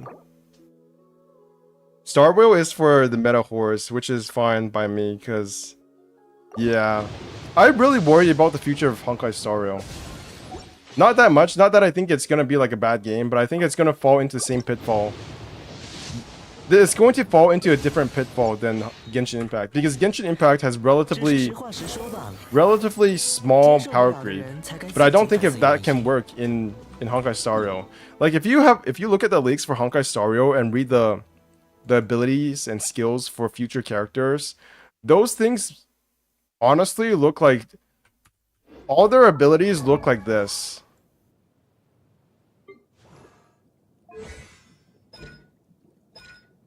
Every single one of the abilities of the new characters for the 5 stars kind of look like this. And I'm just thinking, wow. So that's how it is. It's gonna be like League of Legends. It's like the first like 50 characters have maybe 2 or 3 sentences for their ability lines. And then after the 50th character, it just turns into an essay for each character. And every single ability does like 4 different things. Will we finally get Bob the Shielder for Star Rail? No. There will never be a Bob the Shielder. I do think it will be better since Hoyo is starting to learn from their mistakes. Yeah, I'm afraid about I'm kind of afraid of making comments on Star Rail's improvements. And okay, so I was watching this video a while earlier, like Genshin, what Honkai does better than Genshin. Have you guys seen this video by Varus? Yeah, this game. 5 things Honkai Star Rail does better than Genshin Impact. Okay, let me just shut off the sound for this for a bit. Audio. Have you guys seen this video? This video by Honkai Star Rail. This video by Varus 2nd. I'd rather read Cicero, Kikero. Because y'all were complaining there's too much dialogue in Genshin. It's a pretty good video, but okay, maybe we can just watch this for a second now. What do you guys think about this video? Now that Honkai Star Rail has been out for a couple of weeks, I've had a good amount of time to delve deeper into the game's content and mechanics, as has everyone else. Despite Star Rail and Genshin having different battle systems, with the former being turn-based and the latter being action hack and slash, one of the most prevalent topics of discussion right now is how similar the two games are, on account of the number of systems that are quite literally carbon copies of each other. Yeah, that's what I started feeling after I played Honkai Star Rail for a couple of hours. Basically halfway through Belobog, I was starting to feel like Honkai Star Rail was another Genshin Impact. It was giving me the exact same feeling as when I first started playing Genshin, but with the foreknowledge that it was going to be like Genshin because I had already played Genshin. Let's be honest, Simulated Universe and Forgotten Hall are infinitely better than Spiral Abyss. I disagree. I don't think Forgotten Hall is better than Spiral Abyss. I think Simulated Universe is vastly better, but not not for Forgotten Hall. Forgotten Hall is the same as Spiral Abyss, except worse because there's no execution to it. It's literally just a stat check. In Spiral Abyss, at least you need some kind of like execution skill because you need to dodge, and if you can dodge better, then you can win more. And you have to figure out the enemy attack patterns as well. But with Honkai Star Rail, it's, do you have the artifacts? Do you have the relics? Do you have the cones? If you don't, then you're gonna lose. It's the same in Spiral Abyss as well, but with Spiral Abyss, there is an added layer of execution on top. The execution skill levels, the skill ceiling for Spiral Abyss is much higher, in my opinion, than what it is in Forgotten Hall. Haven't seen the vid. Vars2 is a great channel. Oh, him. I quite like his video essay. Vars tends to talk way too much. It's an essay. Dude, my videos are like an hour long because I can't speak properly. It's an essay video, that's the point. In every imaginable way. At the current moment, since the midway point of the version is roughly around the time players start to get bored or exhausted of Genshin, a good portion of the player base is putting it on the back burner and enjoying Star Rail, Not which me. I imagine will be the case until version 4 and Fontaine roll around. I've already The same put sort of thing Honkai Star Rail on the happened last back year when burner Spring because I'm waiting for Summer was the 1.1. low point for the game until Sumeru came out. With that being said, as someone who's made copious amounts of videos dissecting and evaluating Genshin, I've literally not seen this animation. Like, that's how far behind in the story I am. With that being said, as someone who's made copious amounts of videos dissecting and evaluating Genshin Impact's game design and content, I will inevitably be doing the same for Star Rail, but since it's still too early to make why no one plays content, My rambling sounds meaningful to you? Really? Okay, here's something I've never told anybody else. I don't watch my own videos because I find them too cringe. Like, watching my own videos actually actively makes me want to quit YouTube. Watching a YouTube video through a YouTube stream, exactly. That's what it's all about.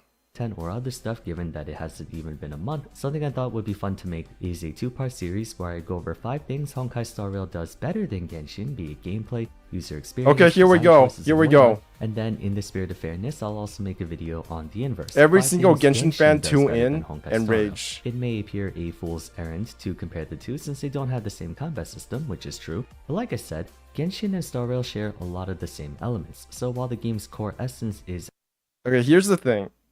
I think a lot of your impression of a content creator is literally just their voice and the way they speak, and it's less about the content.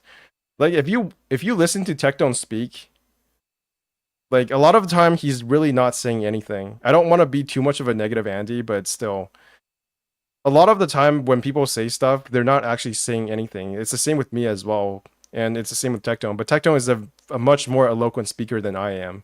So when he speaks, people listen to him. And the same with Vars as well. It's really that simple. I don't think intelligence-wise or content-wise, all of the content creators are not that different from each other. Like, yeah, that's basically all I have to say for that. apple and orange, the peripherals are fair game for assessment. One more thing, someone might call to attention the fact that Genshin has been out for 2.5 years and therefore will have a more fleshed out experience than HSR, which hasn't even been out for a month. That is a valid point, but I'd like to believe that MiHoYo took the mistakes and criticisms directed towards Genshin to make improvements to HSR, so they should more or less even out. With that said, let's get started. Number 1. Let's be real, this alone should be 10 things. There's no Paimon. Pom-Pom is a far cuter pet character than Paimon. I'm gonna die in this. I don't even think Paimon and Pom-Pom are, like, equivalent to each other. Like, I don't think Pom-Pom is not the logo of Honkai Star Rail, right? Or am I missing something here? So, Honkai Star Rail logo. It's actually, yeah. The logo for Honkai Star Rail is actually March 7th. It's not Pom-Pom. They actually put Pom-Pom on the back burner. He's in the back seat. He doesn't really matter. He's not even like a plushie. He's not even like Pikachu. So of course he's not as annoying because he's literally not there as much as Paimon. March is the logo, yeah. March is the Paimon of HSR. And I do think March is a better Paimon than Paimon. Because March is not with you at like 99%. She's not like an all-encompassing perspective that Paimon is. Everything you see in Genshin Impact is through the lens of Paimon. I think that is a problem. I think if Paimon was like just... If the Traveler had actually like some sort of personality that they they showed all the time, and then we saw the world through their eyes, I think it would be much less annoying than if it was just Paimon speaking all the time. Because Paimon is just repeating what we've already learned like 60% of the time, if I'm being generous. So of course, Paimon is not as, not as cool as Pom Pom, because we don't have to see Pom Pom all the time. He's literally just in the train, and then we go back to him to get Trailblazer level rewards. Pom Pom is actually more like Catherine. That's his role in the game. He is actually Catherine. Oh, there's already a Pom Pom big mascot suit. Why would you want to? Why would people want to wear Pom Pom mascot suits? Oh, I've seen that. I've actually seen that already on TikTok, I think, or was it Twitter? I don't know. Isn't it because Paimon is there to explain to us stuff in simpler terms? Yeah, but she's also stupid. That's the problem.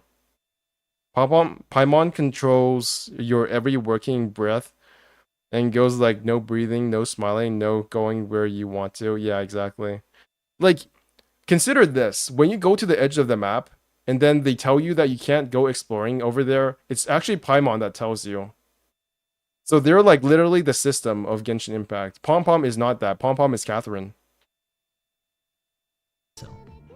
But on a more serious note, number 1, from a purely user experience perspective, HSR is definitively the superior of the two. A lot of this comes down to just the format of the game itself being rather lax, but a sore spot of Genshin in my opinion is how cumbersome it can be to play on mobile. Every character has only 3 main functions: attack, skill, and burst. However, being an action RPG with an emphasis on overworld combat, Genshin requires more inputs, which is naturally difficult to pull off consistently when you only have your thumbs to work with. You not only Okay, I can see this being a tiny bit clickbaity and content farming, or milking as you call it, because this is pretty obvious, right?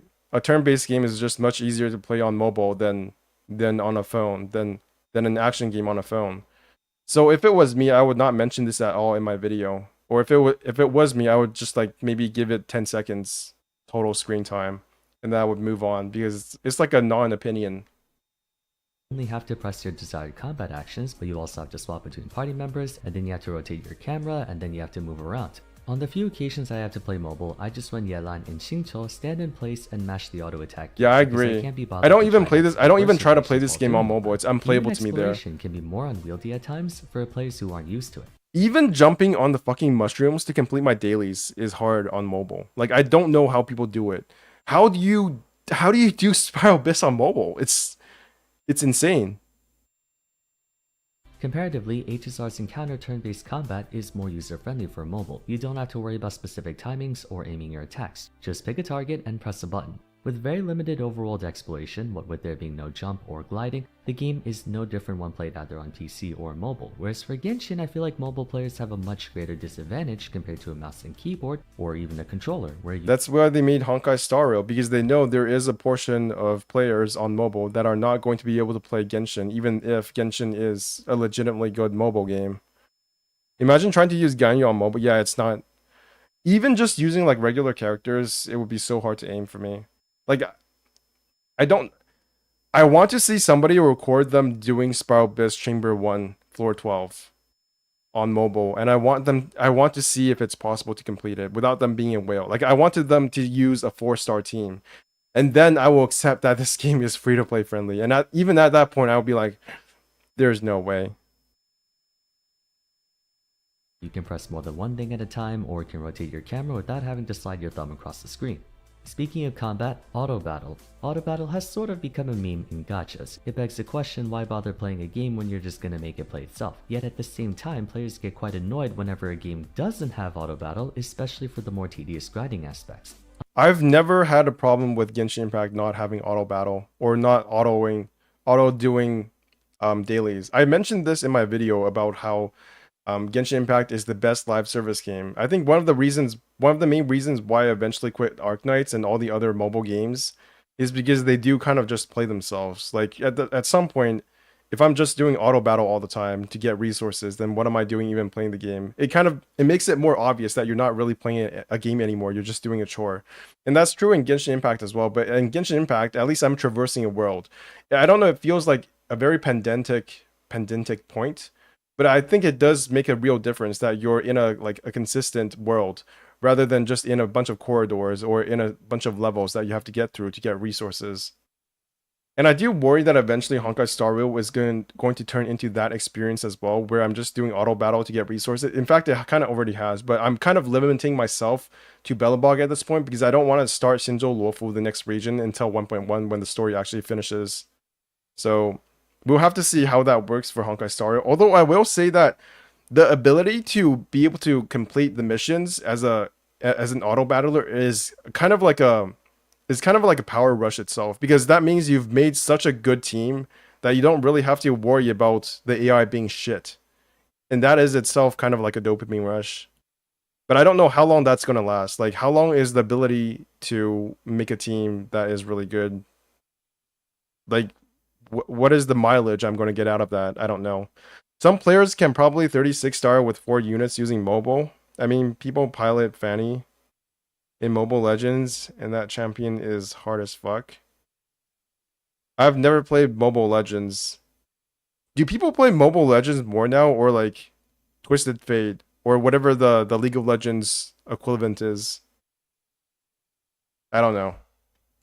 Unlike most other games though, MiHoYo seems to have put some work into the system's AI to where it comes reasonably close to executing a team's proper combo and Nope. The AI does not cleanse. The AI only heals when you go below a certain threshold of health.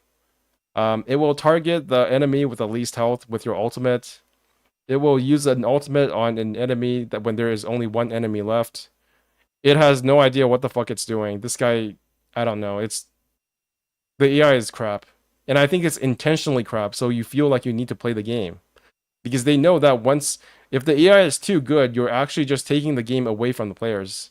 win condition. For example, if it knows it can kill an enemy without using a skill, then it will just default to a basic attack instead of using a skill point. So aside from scenarios that demand optimal rotations like Forgotten Hall or Simulated Universe, auto battle can take care of most of your needs. To be fair, a lot of this has to do with the genre of the two games. I'm not expecting an action RPG to be mechanically dumbed down to the level of turn-based combat, nor am I saying programming auto battle in Genshin is as elementary as Star Rail. It may even be impossible with all the different factors involved, but I think it's a selling point for Star Rail nonetheless. I find it way easier to play the game even on my phone. It doesn't shield as well. Like it would be really it should be really obvious that you should shield what's her name? Ilias? I don't know the little white-haired girl's name. I know Svarog. Okay, Clara. Clara is such a generic name, but it would be immediately obvious to like any decent player that you should shield Svarog so that he gets aggroed, right? But the AI does not do that. The AI will just shield some rando off the side. So I don't know what he's talking about with the AI. The AI is not decent. It's just, it works. It does attacks. It uses skills. It uses abilities. But there's no like thought process. There's no algorithm to determine what is even remotely the most optimal path to do things.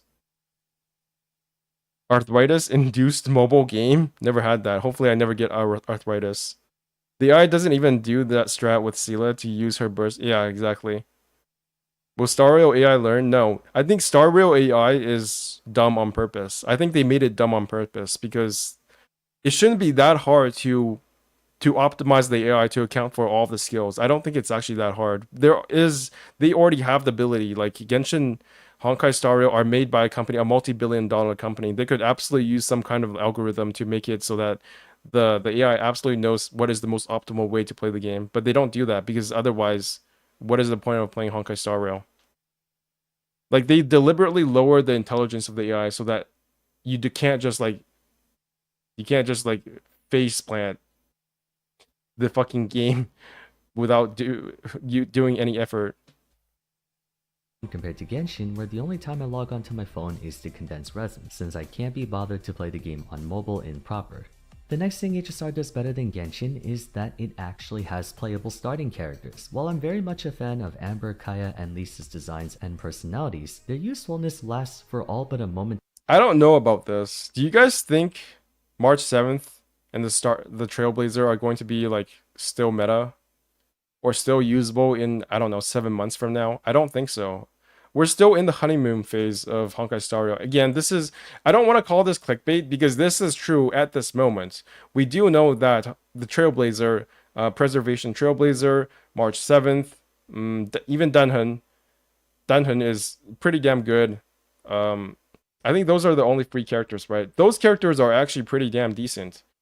But I don't think they're any better or worse than Dendro Traveler or Kaya or Lisa. Okay, maybe not Lisa and Amber so much, but they are at least on... Kaya and Dendro Traveler are at least on par with the current starting characters in Honkai Star Rail. And I don't know how long that is going to last in Star Rail. Because, again, if you've seen the leaks, the new characters have a lot going on with their abilities. They probably have a lot more bandwidth to deal with situations, whereas I don't think that is going to be true for the standard characters. That's just how all gacha games work, and we're still in the honeymoon phase. So if it was making this video, like, I really like Vars visit videos, I watch them a lot, but it seems like he's kind of digging for points to add that, you know, he probably already knows is going to be untrue in the next 6 months. Momentary spark in the grand scheme of things. By no means would I say they're the worst characters in the game, but the sheer power difference between them and some others like Bennett, Shanling, and Xingqiu is Yeah, March 7th is essentially John Lee if you think about it. Like a worse John Lee. Because the shield is only on... Well, it's better than just a shield on only one character. It's better than the, what's it called? The watch, the timey-wimey piece that you have in Genshin Impact, the giant claymore, because that shield, the one that it triggers, only works on one character. So it's better than that, but it's not on the same level as John Lee. And in the future, once you get Gepard, what reason is there to use March 7th, right? There's no reason to use her. You're going to get more preservation characters, and then she's just obsolete. And then there's going to be harder monsters to fight as well, so like the Consecrated Beasts. They're probably going to have piercing damage. They're probably going to do like consecrated... You know those like little doggos that will do corrosion damage to you? We're going to get those as well. So shields probably aren't going to work as well in the future in Honkai Star Rail. Those are just obvious things they will add, and they will definitely add them.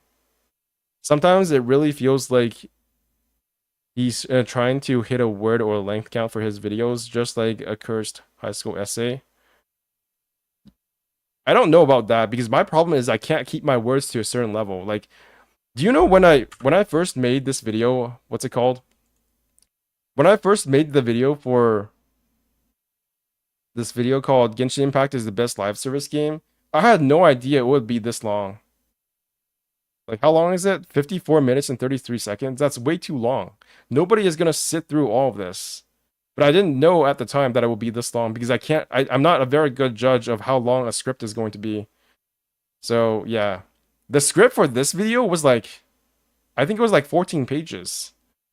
And 14 pages is not that much in my university adult brain. That's just like an average paper. So, it also depends on how future-proof new preservation characters are. Yeah. There are also characters that don't work very well with shields, like Blade. He gets more powerful as he loses HP, so March 7th doesn't benefit him in any way whatsoever. So you're going to have to use a free-to-play healer on him, like Natasha, or you have to get Bailu, who is the only other healer right now. But by the time Blade comes out, there's also going to be Luocha. So you have 3 options: a free-to-play option, 2 5-star options to go with Blade, but those are your only options with that character. It reminds me I need to finish watching one of your vids. Don't, it's not worth the time. almost comical. The idea of quote-unquote tutorial characters being bad to pressure you into wailing on other units is inconsistent across gacha titles. Some follow Genshin's philosophy where your starting team falls off quickly, an occurrence that happens more frequently in those with rapidly accelerating power creep. The more enjoyable ones in my opinion though are those that find ways to make every unit, or at least the majority of all units, have uses and purposes. Genshin's not the worst I've seen, but at least in regards to a starting team, they could definitely do better. Obviously, yeah, I do agree with this. And it's not necessarily that the characters are bad either. Like Lisa and Kaya are not like terrible units, but compared to all the other units in the game, you're going to get constellations for them way faster than you are going to get them for Kaya and Lisa, which leaves Kaya and Lisa in the fucking dust. So it doesn't matter how good they are with constellations, they're going to get power crept just by the nature of how the gacha system works. Honkai Star Rail may follow the same trend. We have yet to see if its new units like Jingyuan, Kafka, Silver Wolf, yeah, exactly, and will render Sela, Bronya, Gepard, Clara, and Himeko obsolete. But I for the do think Sela is eventually going to be power crept because there's going to be right now. The power of Sela is that she always goes first because you have a bunch of fucking ads that can be one shot. But what happens when they summon like 2 or 3 ads that are gigantic monsters, like the Consecrated Beast, and you literally have to hit them like 6 dozen times to kill one of them? It doesn't make any sense to use Sela at that point. the time being, March 7th and Dan Heng's capabilities are more competitive with the rest of the cast. Dan Heng's single target damage is quite impressive. I also and agree March with is this. a general all-purpose defensive support who synergizes with many characters. Further testing and experimentation will be necessary to draw a formal conclusion. Oh, have you guys seen the new banner for Honkai Star Rail? So, unlike Genshin Impact, they have standard characters, standard starter characters that you can pull on the banners now, which is really cool. I don't know if they're going to keep doing this in the future, but here are the next banner characters. March 7th is on there, and she's a free character, so that's really good. I like this. I don't know why they don't do it in Genshin Impact as well. It's so bad. Like, I would definitely pull for a banner that gives me Kaya Constellations, but they don't do that. Yeah, there's a fox lady. Her name's Tingying. There's also Su Shang, and then there's March 7th. And then there's Jingyuan, who is complete bait. I am definitely skipping him. I will be pulling on this banner maybe once or twice to see if I can get a Su Shang, but other than that, I'm not going to gun for him. He's just another lightning character. I would pull for Lisa Khan, same. But for the time being, it's nice to have starting units that are actually usable beyond the first area. This extends to the main character. Physical Trailblazer is kind of meh, but Fire Trailblazer has proven to be a valuable asset in combat, which I hope stays the same as they amass other elements. Am I arguing starting teams need to be godly tier 0 characters? No, but at least give them the same power budget as everyone else. On a side note, while I am primarily covering gameplay and game design, from a narrative standpoint, I very much appreciate that we have a lasting party that follows you around in the story. I'm a sucker for games where for every new area I don't know if this is true. I don't know if we're going to have a lasting party throughout the entire story. I think March 7th is going to definitely come with us, but I'm not sure if Dan Heng is going to be like that. Because if you've looked at the leaks, he's getting a power up in like 1 or 2 patches. So what happens after that? Is he going to keep his power up on the ship? I don't know. Is he going to go back to Xianzhou Luofu or whatever he is? No idea about that either. But March 7th is definitely a better travel companion, or a more entertaining one in my opinion, compared to Paimon. So he's right about that. It's much better that way. You bring a new party member who stays involved in the story until the end of your adventure. It was a shame someone like Yamber didn't accompany you to Liyue, or after you were done with that, you would have another. Yeah, didn't Genshin... What were Genshin's first patches? I mean, first banners? I'm pretty sure they weren't support characters, right? Wish. History. Version 1.0. They did not have support characters as their first banner characters. Yeah. Infinite. This is standard banner characters. Yeah, they had Klee. Oh my god, these are shit. Version 1.0 was Venti, who was godlike. And then we got Klee, who was not godlike. And then we got Child, who has admittedly stayed relevant into the present day. And then there was also John Lee, who was a shit at launch, and then he got buffed because China threw an uproar and everybody raged. And then we got Albedo, who was kind of shit. He didn't even have his event weapon at that point, so he was even more shit. Ganyu, who was OP as fuck and still is. Xiao, kind of irrelevant. Kuqin got way better, but kind of irrelevant at the point when she first came out. Or at least when she got her event banner. And then Hu Tao, OP as fuck. Yeah. I'm really surprised they gave us 2 support characters in the patch immediately following 1.0. That's actually a really good thing to do.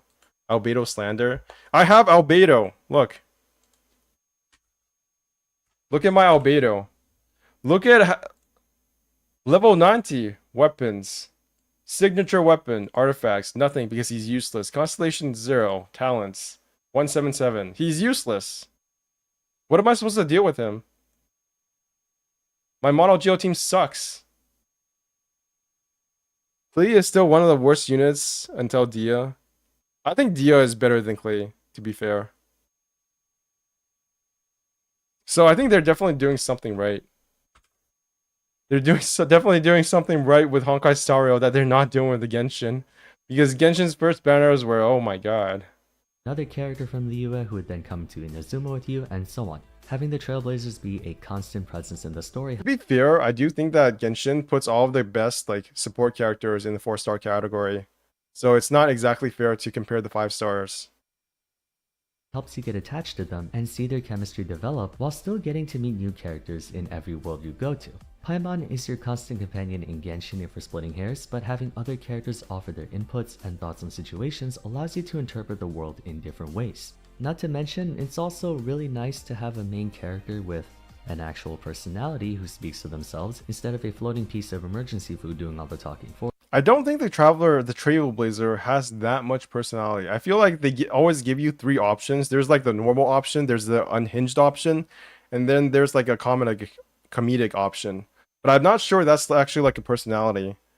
And I think the Trailblazer doesn't have that many more voice lines than the Traveler. I just don't think so. Unless he's talking about March 7th as the main character, then in which case I agree. For you, the cast of HSR is definitely more enjoyable to interact with than Genshin's. I just feel like everyone has more personality and agency in the story instead of being plot devices, but... Okay, I do agree with that. I do agree with that, because it feels like things are happening. It feels like things are happening in the story, whereas in Genshin Impact, it's like, okay, main Archon quest, we go through this area, and then every year or so we get one quest where the main story advances. In Honkai Star Rail, it just feels like, I don't know, it feels more relevant, I guess. I digress. Moving on. Although I was watching Ashikai's stream like I think yesterday or the day before that, and she said that she was not as interested in Honkai Star Rail's story because it was less like a puzzle than Genshin Impact. And I do think that is a thing that Genshin Impact does really well, which is that it lays out all these hints along the way, and then they all tie together like some kind of jigsaw puzzle. And I'm not sure that's going to be the case for Honkai Star Rail, because how are Honkai Star Rail characters supposed to communicate with each other? It feels like once you go into a planet like Belobog, that is very, like, relatively low tech. They don't have spaceships. They don't have any way to communicate with you off-world, like, canonically. So, are they going to be able to, like, communicate with other characters? Are they going to be able to interact with other characters in an event in the future? Or are they just going to be left off to be their own thing that you never hear about ever again? That's my concern right now for Honkai Star Rail. Genshin has epic world building and lore, yeah. Yeah, I do agree Star Rail is more well-placed than Genshin. Although I'm not as hype about Belobog's story as a lot of people are. Like, I've heard a couple of people saying that Belobog's story is better than even Sumeru, like Tectone and Necrit. But it feels to me like Belobog is literally just like, it's kind of like reverse Mondstadt. Instead of being Mondstadt, we're in like sci-fi Russia. And instead of having like a giant dragon, we're fighting Scaramouche. Like, isn't Cacolia and Scaramouche's story literally the same thing? They both lost a loved one, or in Scaramouche's case, multiple loved ones.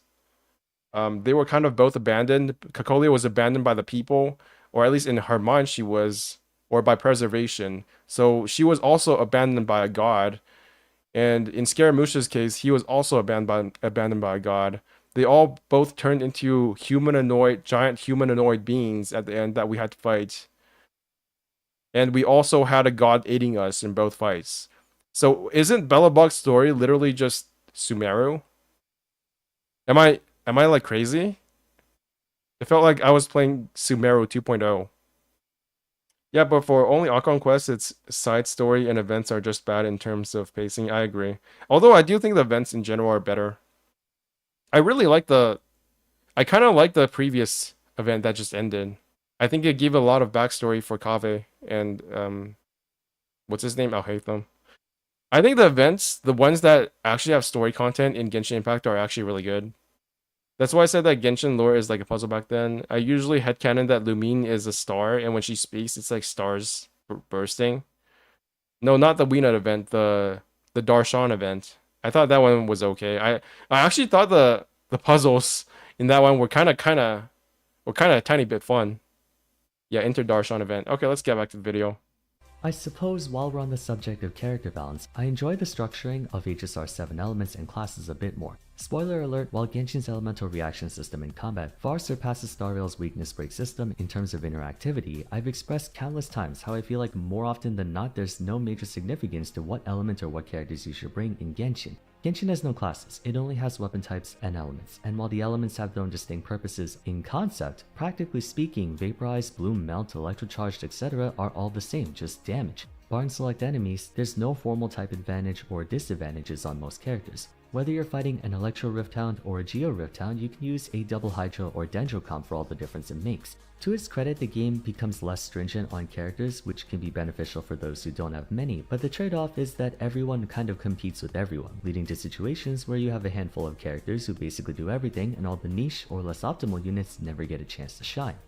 I actually kind of like that. I feel like the elemental system in Honkai Star Rail is a much more obvious way of selling characters, because there are just elemental weaknesses that you have to deal with, and if you don't have that elemental weakness for your character, then it's kind of like you're just kind of fucked.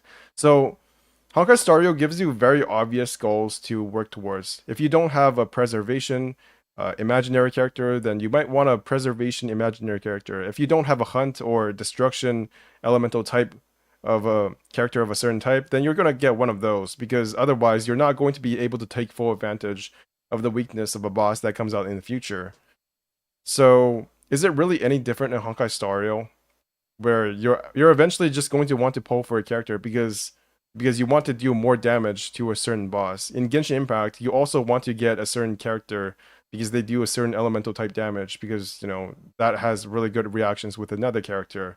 Like you want to get Nahida because you want it to be able to do elemental mastery damage with Yai, right?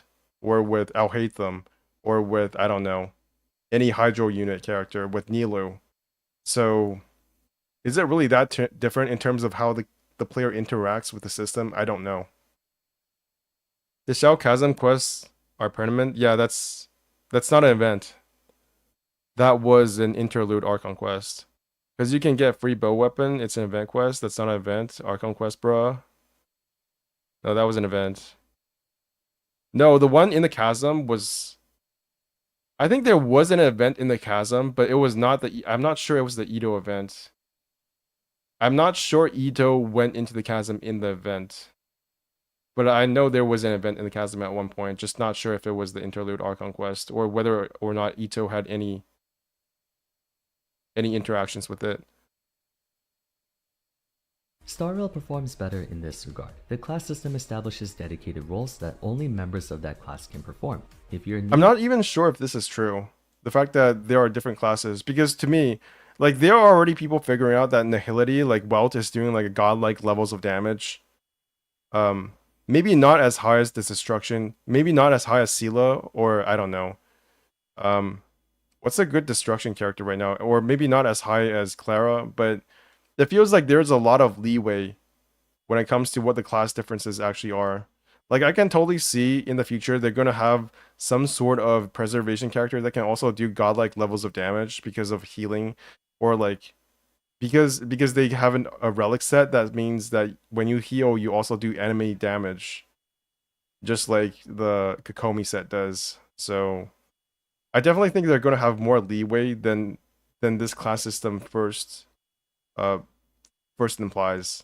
If you're in need of defensive support, only those with preservation and abundance paths can fit that role. There isn't a character in the game who deals crazy amounts of damage, face tanks to the entire team, and debuffs the enemy team, whereas sometimes that's the case for Genshin with characters like Bennett and Xingqiu who provide massive damage boosts and healing for their team. In this game, to get an attack boost and healing, you need a Harmony and Abundance character respectively. Setting boundaries on what a character can do makes it more likely for that character to be useful for a longer period of time. To be fair, that's just what turn-based games like.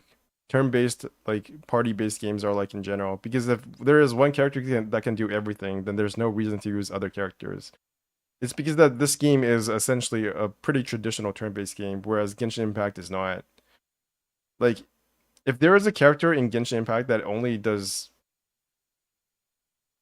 buffs or only does heals, then wouldn't they be worse than Bennett in the first place? I think the problem with Genshin Impact was not that it does not have a class-based system. It's that they made Bennett from the get-go, and he can both heal and boost your character's attack. So that's the problem, not the fact that there's no class system, because they're not doing what Bennett does now. They're not releasing new characters with the power level of Bennett and Xingqiu.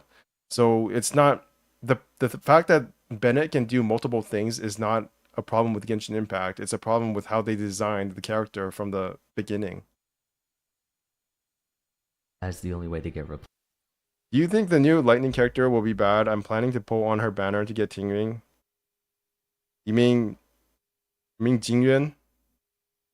I think Hook is the highest damaging destruction character at the moment. Yeah, I heard good things about Hook. But I played her and I was like, okay, this is kind of anti-fun. I think the ability to do auto attacks in this game are way more fun than any other playstyle, because you're literally just doing an attack and then another attack happens. And it feels like things are happening at a quicker pace. I don't know. Maybe that's just me. I don't know. I just don't know. Benny was Genshin's biggest mistake because they never power creep. Yeah. Genshin really did make him. Hoyoverse made a big boo-boo when they created Bennett. Elements in HSR are not that significant in my opinion. They're not that significant if you figure out the game, but they are significant for free-to-play players who want to like play the game casually. Because it's the most obvious thing that they can improve on, which is to just pull for a character that has that element. Is it there's someone who... And I agree, because there's no elemental reactions, so elemental synergy is not as important, in my opinion. does their job better than them. But then, that's also kept in check by the need for certain elements. For instance, Yanqing and Danheng are both excellent single-target damage dealers, but they're outclassed by Scylla if we look purely at the numbers. Sometimes, however, you'll encounter fights against enemies that are vulnerable to wind or ice, but not quantum. So Danheng and Yanqing may prove to be more valuable in those cases, whereas in Genshin, you can sort of brute force your way through everything regardless of who you bring or what team you run. This will prevent... Is this really true? Can you actually brute force your way through everything? Because aren't there shields that will just not like if you're going up against the cryo shield, can you actually just brute force your way through that with the cryo attacks? Isn't that like literally objectively wrong? Am I stupid? You can't just take Ganyu and try to beat like... Can you actually use Ganyu against Frost Heralds? Like you can't do that, right? You can't just take Ganyu and like face plant and face tank a bunch of Frost Heralds.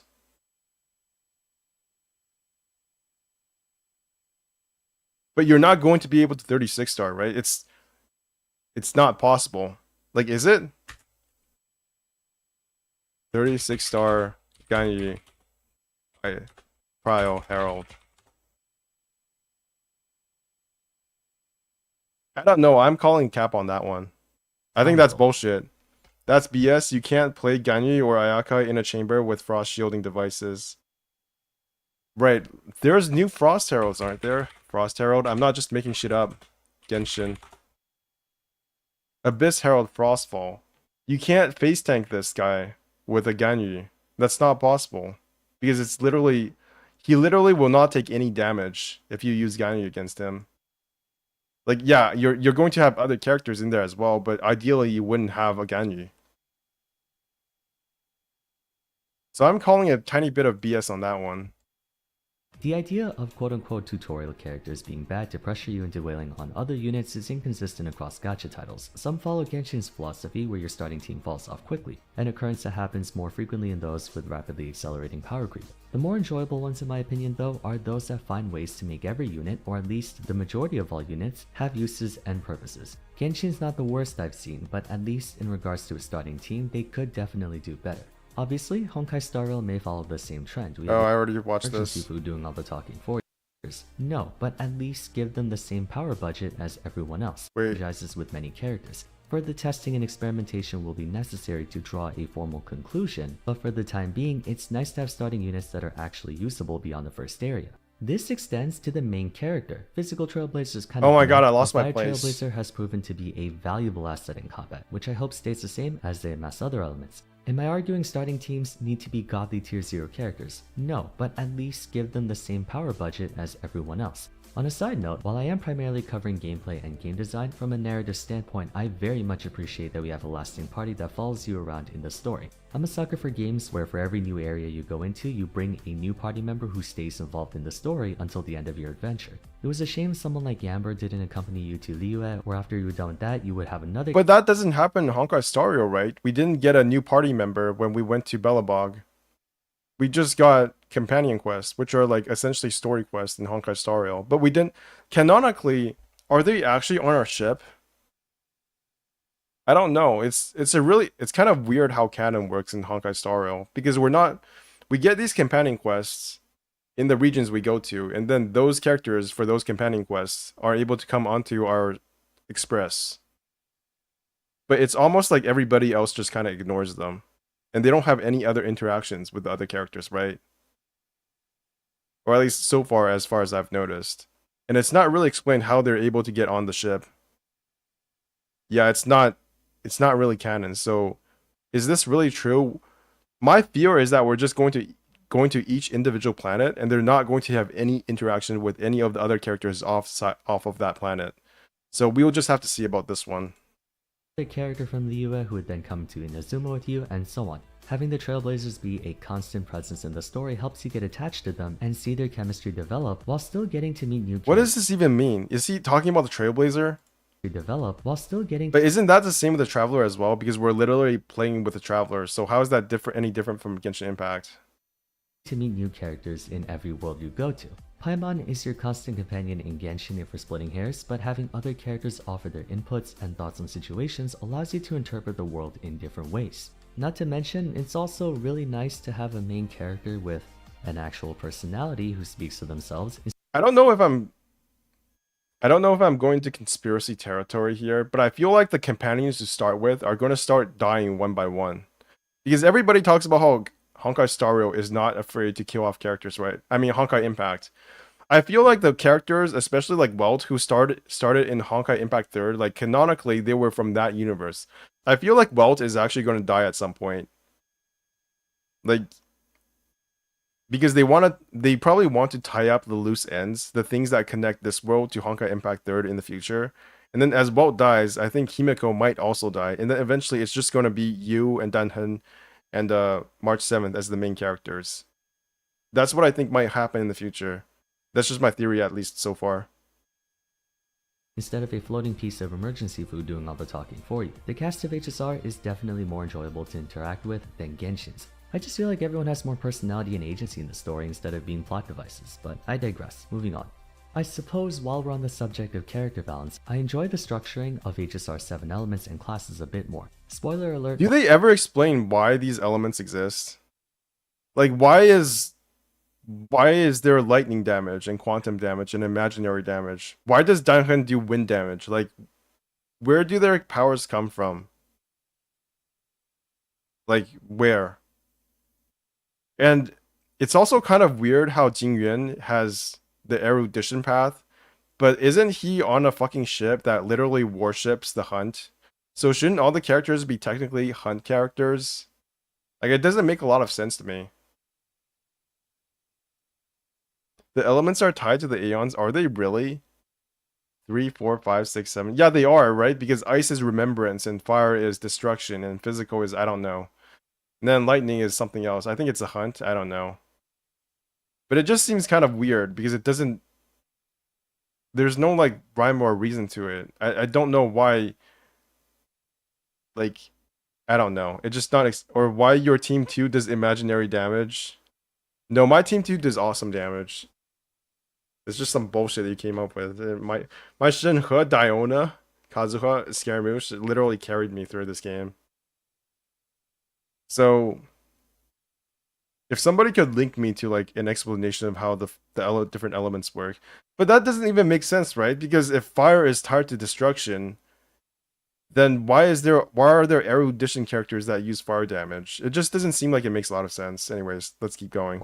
Spoiler alert, while Genshin's elemental reaction system in combat far surpasses Star Rail's weakness break system in terms of interactivity, I've expressed countless times how I feel like more often than not there's no major significance to what— Like, it's obvious that they're not tied to an Aeon or a path. a single path at least, because there's multiple different elemental types for each different category of path. Like destruction has quantum, imaginary, ice, lightning, fire, wind, physical. So all of these are possible for each different path.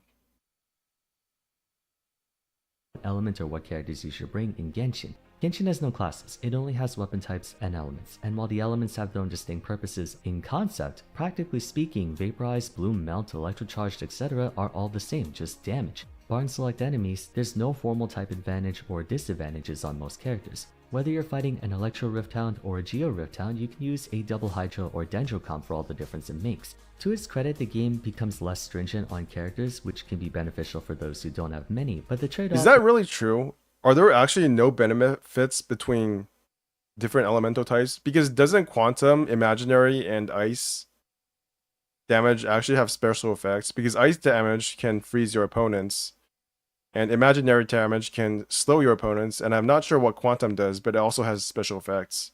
So aren't these elements literally better than all the other elements because they do different, like, debuffs to your enemies? Or am I just imagining things?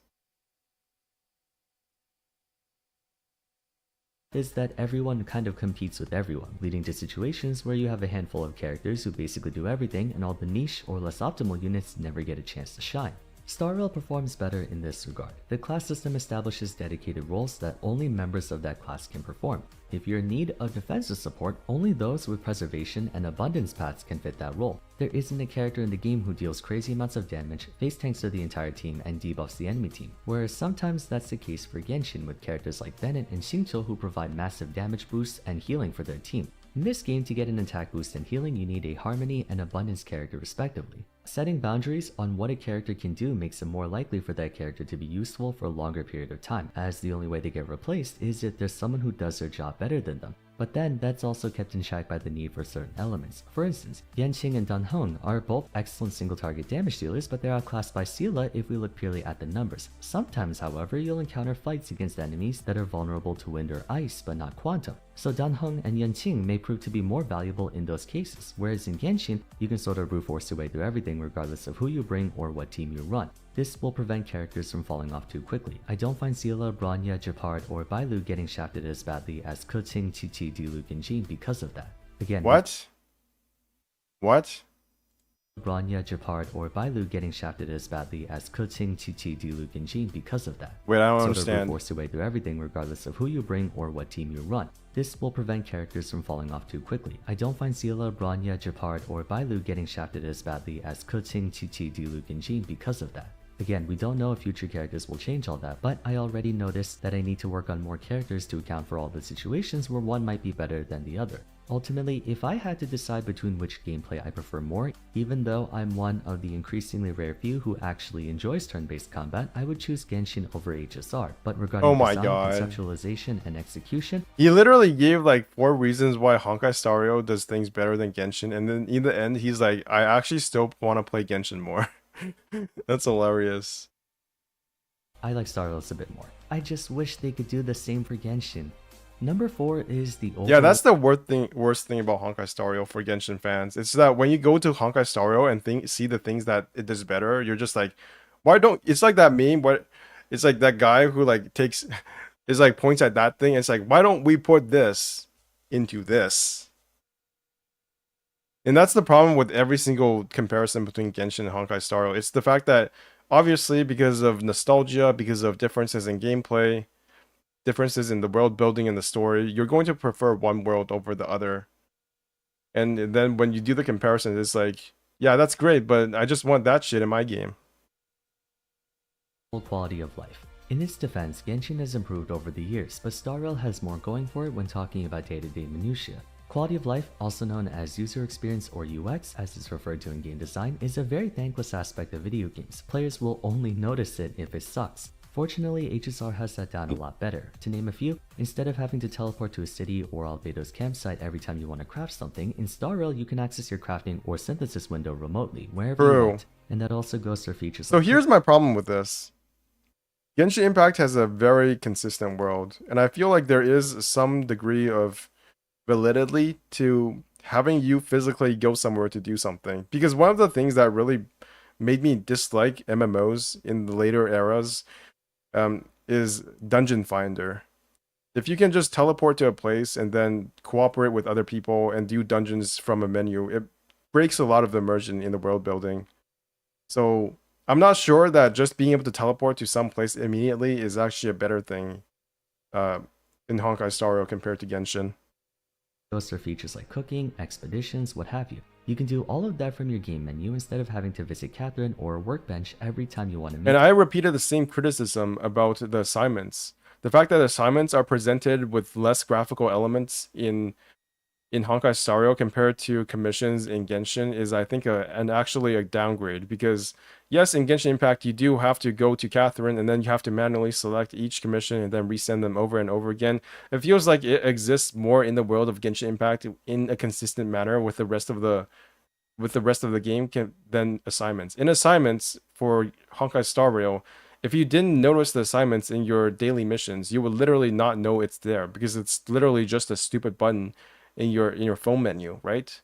So does it actually exist in the game, or is it just something you press buttons to get more rewards? To be fair, that's also the same in Genshin Impact, but I think it's just a bit more obvious in Honkai Star Rail.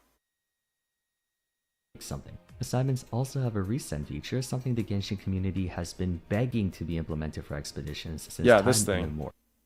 This thing.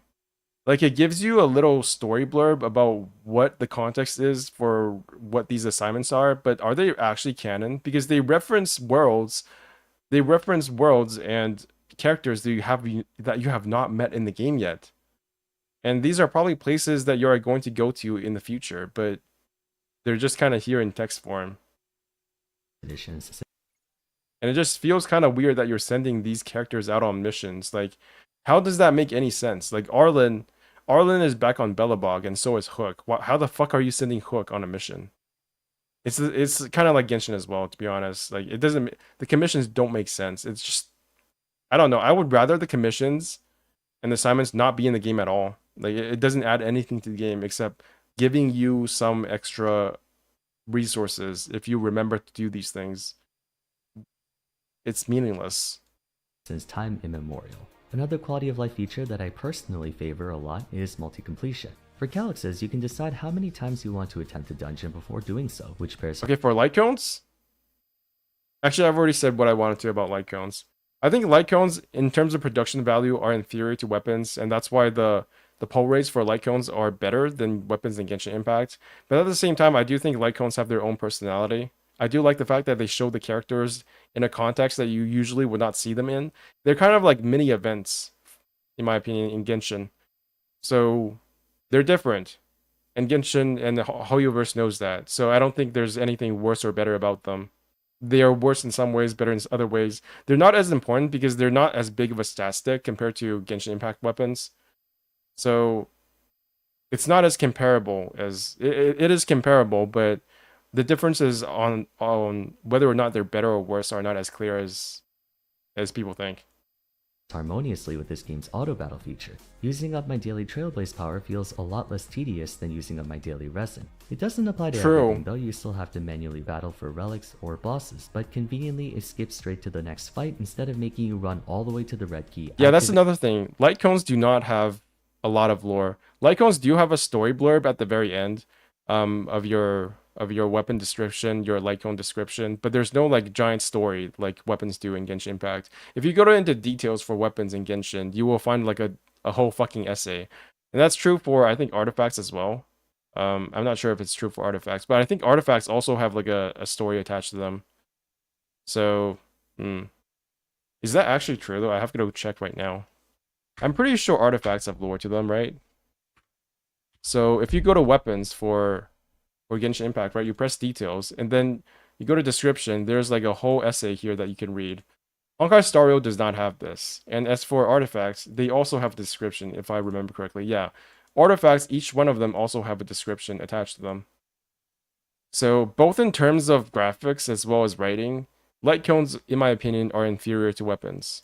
And Hoyoverse absolutely knows this. I don't think this is any sort of like, it's not a revelation. Otherwise, light cones would not be 75%, 25% pull rate on the event banner rather than 50-50.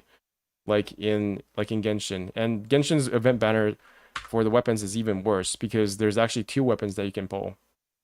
So it is what it is.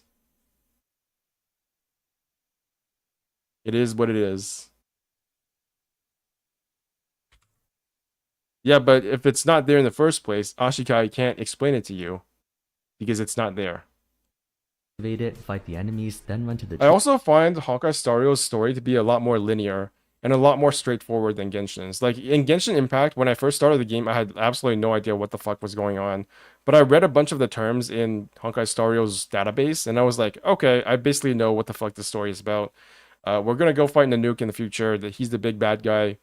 The Aeons can be good or bad. It doesn't really matter. They're kind of like Cthulhu gods, like cosmic horror gods. Whereas in Genshin Impact, I literally don't even know what all of the Aeons or the Archons are called. Like in Honkai Star Rail, all the gods are already revealed to you. In Genshin Impact, you don't even know what the gods look like. So I think it's pretty safe to say that Genshin Impact is a lot more obscure in how it tells its story. But I'm not sure that's a bad thing. I think a lot of people like Ashika like that.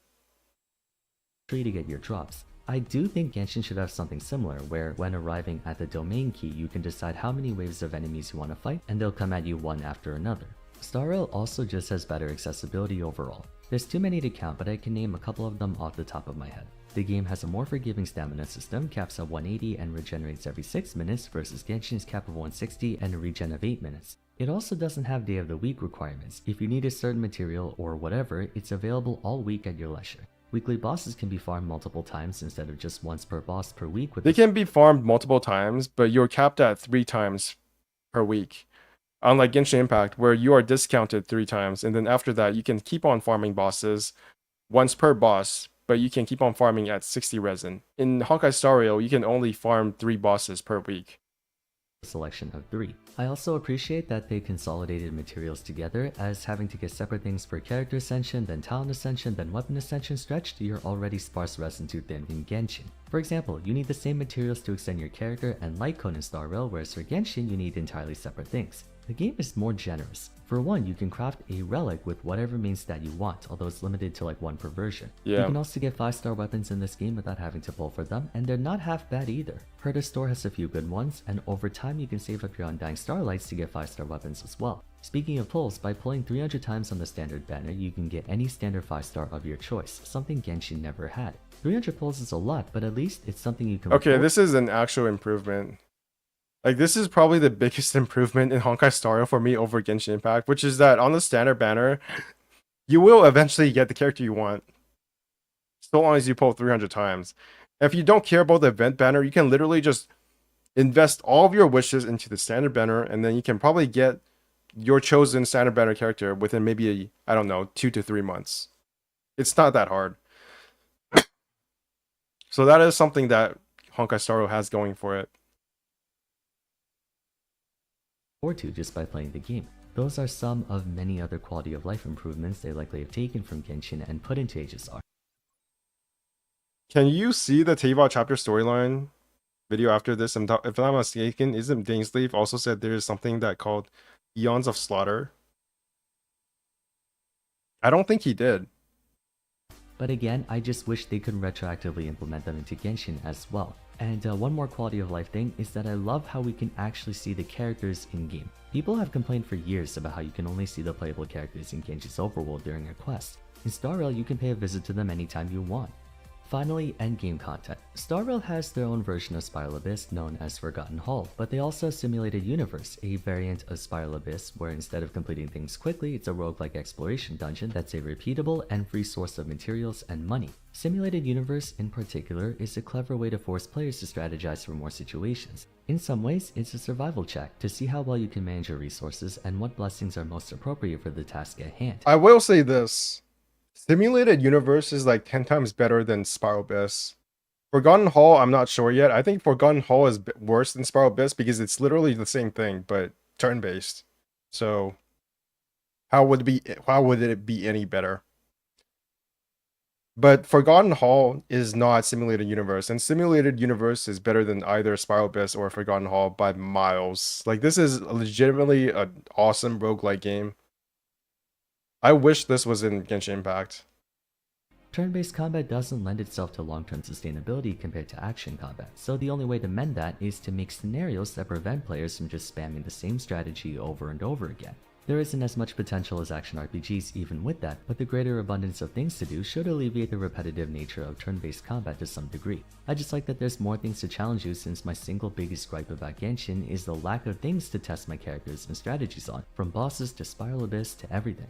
All in all, much of why people are enjoying HSR so much is that it took a lot of issues or absences in Genshin and improved them to be more enjoyable. If we talk about user experience, Genshin should take notes from HSR beyond the shadow of a doubt, and I think many others will say the same. Now, that isn't to say Genshin is worse than HSR in every way, as you will find out when I make the Genshin version. I'm looking forward to I it. do believe HSR is infinitely superior in, though, its personality. I love Trailblazers so much. They're the most posty degen mother I've ever seen, and I love every moment of it. But you Even can when the meme choose. look like bland-faced Pokemon. Here's meme the thing about talking about the Trailblazer as a better protagonist than the Traveler.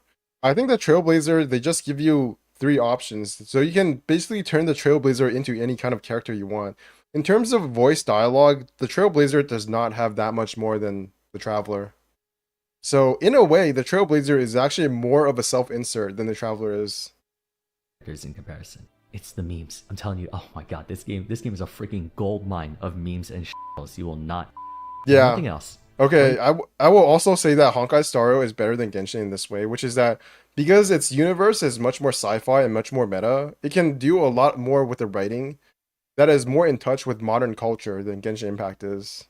This for the interaction. It's a dialogue. Oh my god, it is. Genshin can't come close. Yeah, I saw Holy the secret crap, ending. this game. Anyways, that's gonna be it for today. Let me know in the comments down below what 5 Okay, things you believe Honkai. I've already watched this video before, and I think I liked it before as well. Probably on my other browser. I don't know if I did on this one. And I was reading some of the comments, and I thought like some of the comments were really dumb. But like, what do you expect from YouTube comments? Not you guys, but these guys. These guys are dumb. You guys are not. So honestly, what I love, like, let's just see what some of them say. Maybe I'll point out some of the dumb comments. Honestly, what I love about Star Rail is the fact that characters actually feel like people in the world you build a connection with instead of only seeing them in quests. Then they go MIA. I will agree with this. This is a good one. The fact that they just exist in the world after the quests, and they actually message you, it makes the world feel a lot more alive. One thing to add in terms of HSR having better quality of life, the fact that we can easily switch the Trailblazer's element path. Again, I think this has to do with the consistency in the world of Genshin Impact. I think Genshin Impact just values world consistency more so than Honkai Star Rail. Everything, almost all of the things that you do in terms of traversal can be done from a menu in Honkai Star Rail, and I think that is taken into account when they do all of these like quality of life changes. Like, I don't consider being able to teleport to a domain or to your daily to be an actual improvement. That's just how turn-based games are. Like, you could do the same thing in Arknights because it's all menu-based. So how is that an improvement? I don't know. Pop culture references are kind of cringe. I do agree, like, to an extent. Pop cultural references, if you don't get the references and if they come on too strong, and if they get too meta, then it can be really off-putting. There was this one time when I was taking a dialogue chain in Belobog, and I was talking to somebody who was giving me a crab-eating contest, and at one point the dialogue literally just said, "Are you tired of the dialogue? Is the dialogue too long?" And I was just like, "Yeah, you get it. It's so long. It's annoying." But then at the same time, them omitting it does not change the fact that the dialogue is annoying.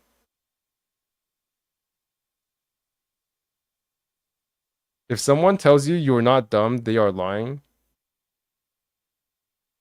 Does that mean I'm dumb? Because somebody has told me I'm not dumb before. Strangely, I find the limited movement and smaller maps a refreshing change of pace from the massive open world areas every few Genshin patches. I do agree with this as well. I think there is merit to having a more limited area to traverse and not having to go all over the place in the kind of wide and kind of empty space that Genshin often provides. Memory Hall is equivalent to Genshin Spiral Abyss, while Simulated Universe is based on Honkai Impact. There is Elysian Realm. That's good. They combine both games, the best of both games, or at least the best of Honkai Impact 3rd, and the worst of Genshin Impact. We will defy this world with the world from beyond. I'll check the other trailer for you. Don't worry. Yeah, that was an epic line. Genshin is kind of getting too big for its own good. I don't think so. I think people are just like play too much Genshin. I think they need to do something else with their lives. I think Genshin Impact is not too big. I think if you look at the streamers who are only starting Genshin Impact, like Necrit and Zepla, they've been playing this game for 2 months and they've spent hundreds of hours on Genshin Impact and they're through the content already. They've done most of the content. So is that really too much for a game that's been out for 2+ years? I don't know. HSR shows how many chests there are in a map. I don't think that this would be good for Genshin Impact. I already think that having map completion rate is kind of annoying because the match completion rate in Genshin Impact doesn't even show whether or not you've gotten everything. When you get 100% completion rate in Genshin Impact, it's not actually 100% completion. It's more like 98% or 95%. And if they really show you like all the chests that are in an area, I think that would set off some kind of like OCD drive in some players that would be detrimental to the experience of Genshin Impact. I think that would actually negatively impact its like casualness. So I do think in Honkai Star Rail it makes sense because it's a limited area.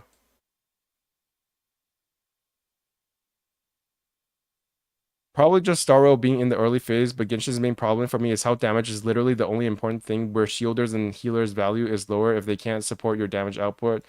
I think this is a whale problem. I think this is a hardcore player problem and a whale problem because I still use John Lee. So I still use Kakomi because I can't do 1.2 million damage per rotation every single time. Star Rail has a character named March 7th. March 7th is surprisingly one of the main surprising delights of Honkai Star Rail, which is that she's kind of unhinged. She literally gives no fucks about what people say. It's like Cocolia literally dies in front of her daughter, and then March 7th is like, "Yay, we finished the mission, go us!" And that was just, I think that was hilarious in a kind of morbid way. Little Goblin girlfriend. She's not my girlfriend. I don't want her to be my girlfriend, but true, she's awesome. I think the class system makes team building a lot more engaging. I don't know about that. HSR represents situations where you will need a healer, tank, or utility-focused support. Yeah, I don't know. I think in the future, there's going to be situations where you just like do so much DPS with like E6, S5 characters that it's going to be the same as Genshin. It all depends on how much you will. Not only can Trailblazer say some wild stuff, the other characters actually respond to the dialogue you picked. Sometimes they don't. In my opinion, one of the best things HSR did was daily messages you get from random characters. Yeah, that's true. Design-wise, Star Rail MCs are definitely more cookie cutter. I think this is a smart thing to do, and more self-insertable than Lumine or Ether. But oh my, I wholeheartedly agree with the statement about the interactions. They are such gems. The sassy options, the hero option, the what the fuck option. Yeah, basically you have like 3 or 4 different options. They're right. Honkai Star Rail MCs are much more self-insert than Lumine and Aether. And you get to be whatever character you want them to be. Yeah, that's basically what I said. Okay, I think that's enough for this thing. So, there are definitely like comparisons, legitimate comparisons you can make between Honkai Star Rail and Genshin, but whether or not players will receive them well is another matter. Because you can see here that there are people who downvote me and people who disagree with my comments, even though it's like everything I say is like super milquetoast. It's like everything I say, in my opinion, is kind of like a non-opinion. Like if you go back to my most watched video, Skin Color in Genshin Sumeru, I literally just described what the situation was for Skin Color in Genshin Sumeru. I wasn't saying it was a bad thing or a good thing, or at least not directly. But then everybody was like, "Oh my god, you're so right." It was like, I don't know. It was kind of fucked up. Yeah, it was kind of a fucked up situation that back then. What HSR does better than Genshin is that Tingrying has a big fluffy tail and Yai doesn't. I don't know why they didn't give Yai a big fluffy tail. Like, what's up with that? Although Goro does, but Goro's kind of useless. Okay, I think I'm done with Genshin.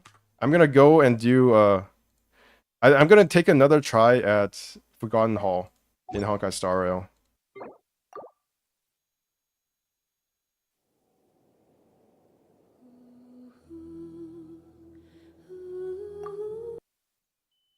Okay, I'm done with that. Done with that. Get out of here. Sario. Yeah, sure. Choose one character at once, at least. I don't know. What are you guys even talking about? I don't hate Goro. He's necessary for a mono Geo team to work. But Goro is just... He's just Goro. My waifus and husbandos can live together in harmony? Really? Can they really? Because your teapot only has so many characters that can fit in it. So can they actually live in harmony? You're doing Forgotten Hall already? Dang, I don't have resources to be able to... Oh no! Forgotten Memories, not Forgotten Hall. I'm still at level 9, I think.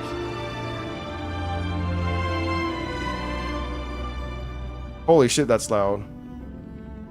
Goro has dog ears and a tail, therefore he is a good character. I was thinking about doing a second account based on a theme, and that I would only poke for banners with furry characters. I'm not sure if I'm going to go through with that, but that sounds like something interesting to do.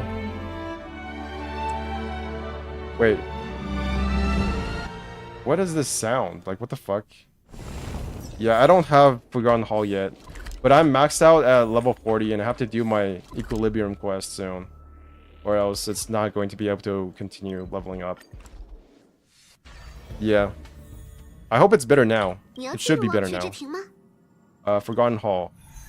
Last Vestiges of Towering Citadel. Yeah, I'm still doing this. I'm currently stuck on level 9. But I think I've leveled up quite a bit, so this might be doable for me now. So, if you weren't here last time, I got Velt in like the most lucky pull of all time, so that's good. Kafka March 7th together would not be a good for my health though. Me when I can't get the characters I want, oh no, I got that depression 2 serotonin boogaloo. I think I need to go bench. I still not in Luofu yet, so yeah, I don't want to get spoiled. I'm not going to Luofu. I have literally not started the second region. But if you're gonna go, bye. Nice of you to be here. I think it's still sus that Stario resource verification too fast. I don't think it actually verified anything.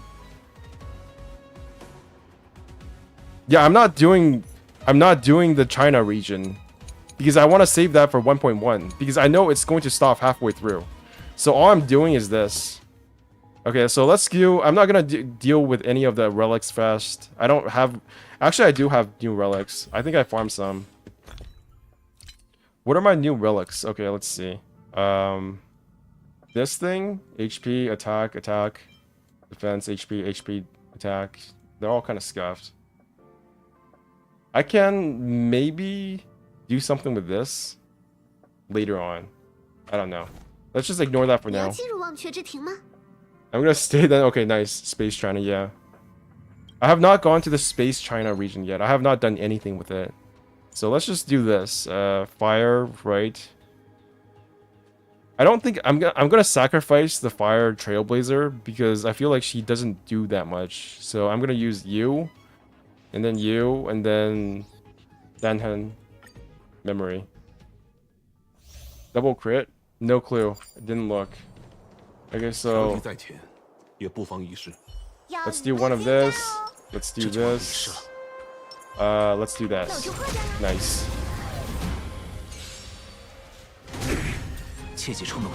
What can I do here? Let's just go for the main one. I think... No. Maybe. Maybe no.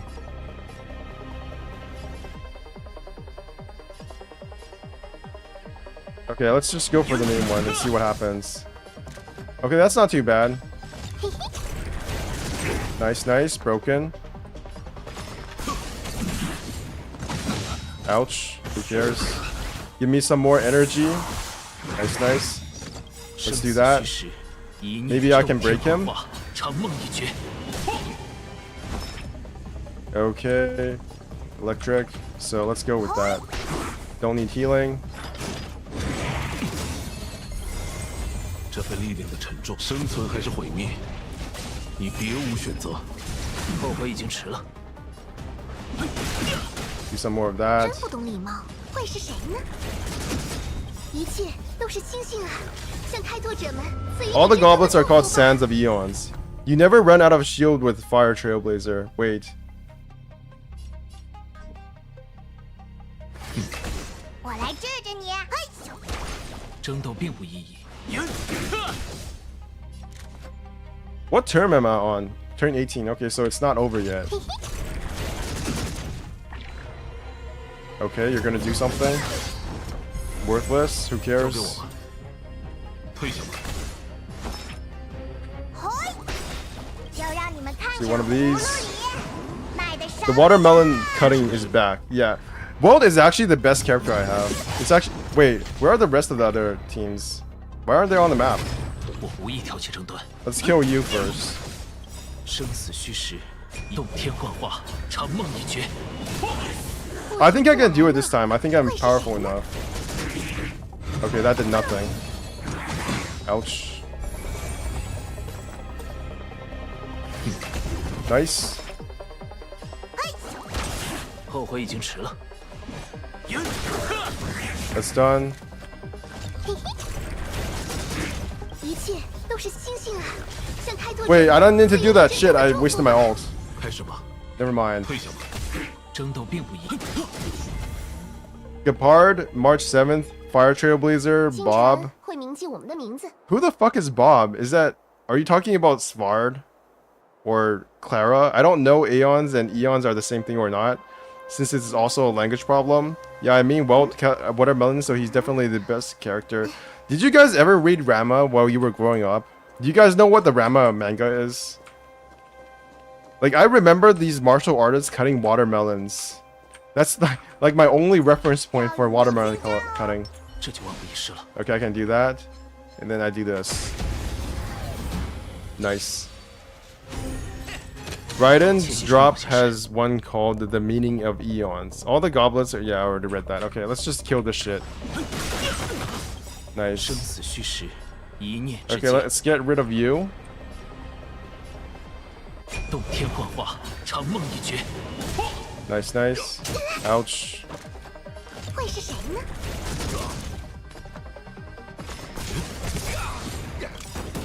Oh, didn't need to suffer that. 生存还是毁灭？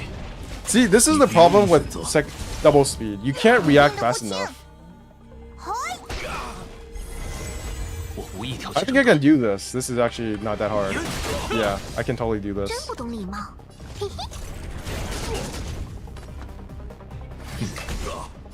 12 turns, no problem. Don't care.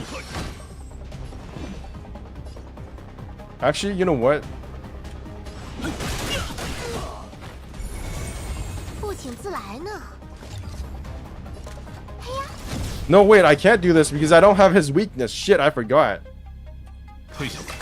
我来治治你。嘿， Ouch. 争斗并无意义就。让你们看这葫芦 It's too much effort, I think. 卖的什么呀？ I should know these since I played Genshin for the lore. Isn't it a Chinese language to English? What are you guys talking about? Chinese language to English? You don't need to go that far, though. Go through the dictionary.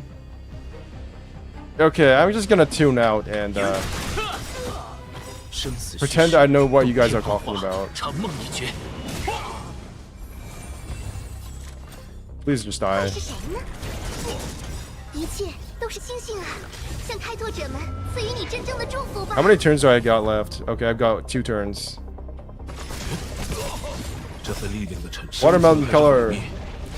Let's go. 你别无选择。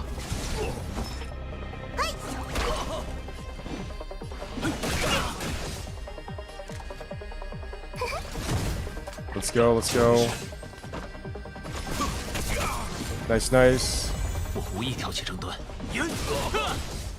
你病得不轻，嘿，真不懂你。哎呀， I think I can do this. Yeah, it's doable. It's definitely doable.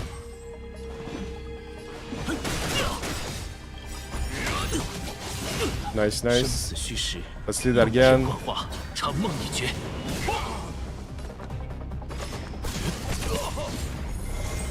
我来治治你。嘿，不请请自来呢。 Okay, another one of those. I think this is it. Ouch.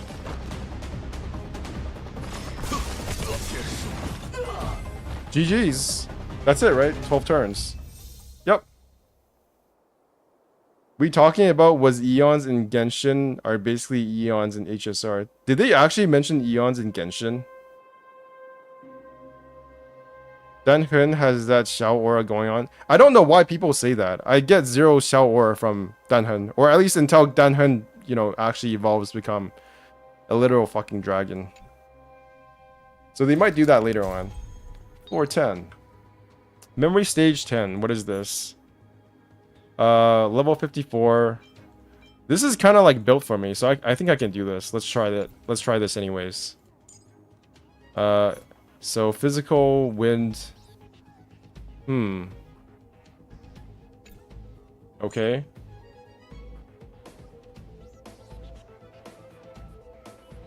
What else is there? What else do I need? Fire?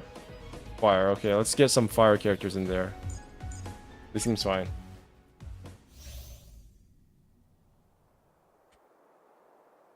At the beginning of each cycle, increase all allies' crit rate by 8%.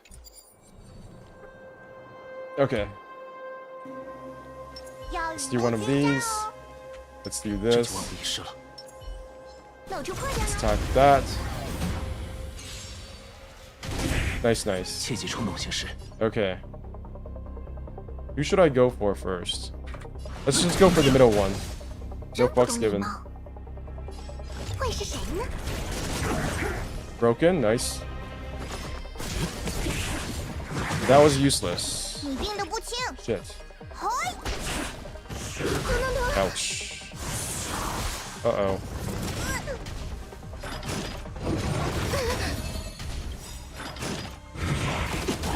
一切都是新星星啊！向开拓者们赐予你真正的祝福吧。争斗并无意义。 Okay, I can't get rid of that, so I'm probably going to have to heal at some point. Maybe I can break it, maybe I can't, 洞 but 天幻化，长梦一绝。 不请自来呢。 okay. 交 I 给我 need 吧。 some health points. Please hit. 我来治治你。 Oh, thank 生 God. 存还是毁灭，你别无选择。 I'm kind 有 of 点虚。 confined that the... What? If I'm not falsely heard the Dainsleif line, I'm kind of confined that they mention it. I watched Skara Xiao and some Dainsleif quest to see. I swear I've heard it too. The black smoke, aka the Xiao aura. 偷人。 I'm still not sure what you guys are talking about. What Dainsleif line? Okay, I gotta heal. This shit is not good. 救了我也不会对你什么好处的。 Okay, let's do one of these just to be safe. 卖的什么呀？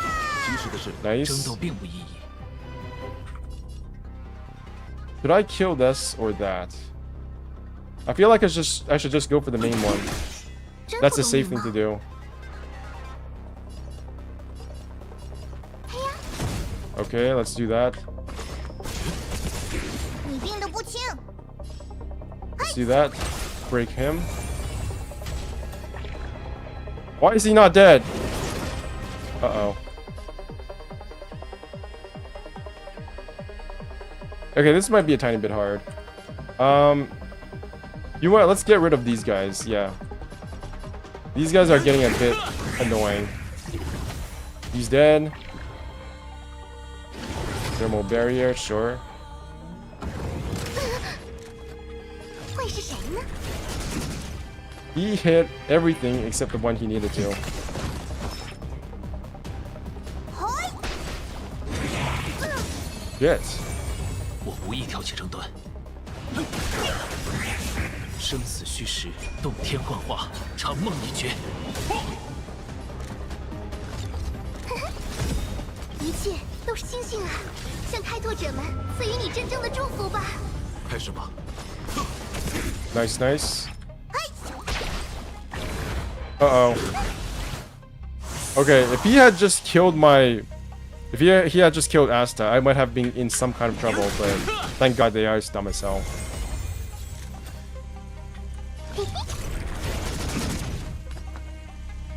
Oh shit. 退下吧，这份力量 Okay, 的 let's just 生 ult 存 in 还 his 是毁 face. 灭，你别无选择。 Now has 3 cons for his constellations. 星辰会铭记我们的名字。 Okay, how do I heal? Okay, let's just do one of these. Let's do one of 这就关我 these. 事了。 And then I have to attack like this. 切忌冲动行事。 Nice. 他想知道更多，还能抢救下。 Oh god, that was bad. 我们重新来过。嘿呀， Uh-oh.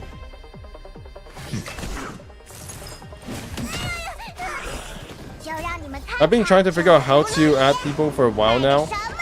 What do you mean? You just type at and then somebody and then you're done. 生死虚实，洞天幻化，长梦一绝。绝不饶恕。 Those who use basic attacks, that's fine. I don't use basic attacks. 会是谁呢？交给我吧， Nice. 争斗并无意义。你病得不轻，张嘴。我没事。 Thank you for the mana. 星星啊，向开拓者们赐予你真 Yeah, 正的 just like 祝福 that. 吧。 It doesn't work on mobile. Really? 开始吧，退下吧。 How does he still not have mana? I really need to work on energy regeneration. 就让你们看 I don't think I can do this within 12 turns. 卖的 Shit. 什么呀？ I basically have 2 turns 会 left. 跟你嘿呀， Okay, let's do this. 这份力量的生存还是毁灭， Big 你别 ulti. 无选择。我无意挑起争端。生死虚实，洞天幻化，长梦一绝。 Nice. What the hell was that? Was that 8,000? Holy shit. I think I just saw an 8,000 there. 交给我吧。 I have no time. I have to do this. Nice. He's broken. Nice, nice. 看着有点 This should be the end. 会是谁呢？争斗并无意义。 GG's. Yep. 12 cycles remaining. That was a good one. Over 8,000. Wait, is this where I have to use 2 teams? Holy fuck. Oh yeah, it is. Memory stage 11. Okay, here is where it gets kind of fucky because I don't have a good quantum character. I don't have a good ice damage character. See, this is what I was saying with Bart's video when he said that you didn't have to bring like a certain character to a certain combat situation, which is not true for Genshin Impact. In this one, it's really, really annoying. Because if I did not have Welt, I would not have been able to do the previous 2 challenges because I would not be able to do imaginary damage. So it's kind of like a double-sided sword. Yes, you do have more specific things that characters can do in terms of their elemental weaknesses, but if I don't have the elemental weakness of the enemy, am I just kind of screwed if I don't literally like brute force it and face plant myself, like face tank all of the damage and just do big PP damage? If you don't have the necessary element, you just have to have more stats. And if you don't have more stats, you have to have the necessary element. At the end, everything is still a damage check. It can be a very fun damage check, but it's still a damage check. I don't see how this is in any way appreciably different than Genshin. The only quantum damage dealer I have is Qingxue. So this is basically where I have to stop with my Spiral Abyss run.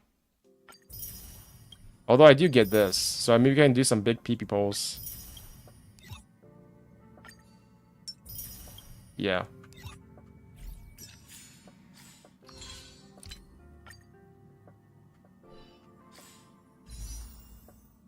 Three pulls, 5 pulls. What is my pity at? 1. I have 1 pity. So, okay, let's do some singles. 5-star? Holy shit! Let's go!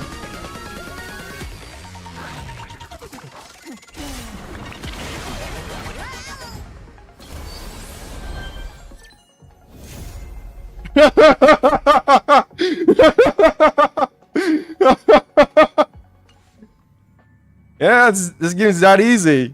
You just get good pulls and then you win. Oh my god. What was my pity on that? Honestly, this game is like the best. I have so much better luck in this game than in Genshin. It's not even funny. 15, 20. I had 22 pity. 22 pity and I got another 5-star character. Isn't that crazy? Wow. Streamer luck, am I right? Streamer luck.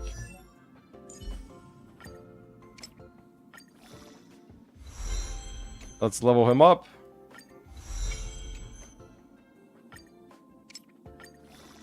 I got Gepard.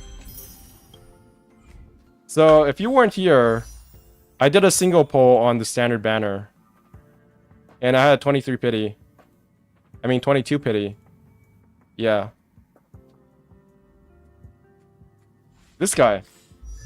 I just got this guy.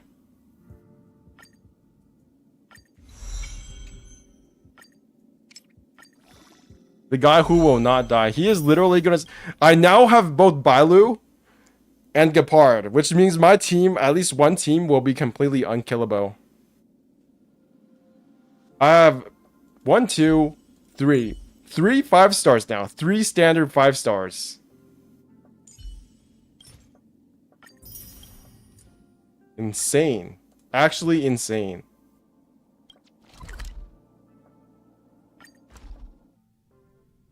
It's actually insane how much luck I've been having in Honkai Star Rail. It's like this game wants me to keep playing.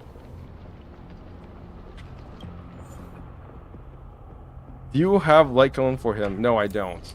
I don't have any good preservation light cones. That is one thing I will need in the future. I do have this, but that's about it. And I also have this, which does nothing.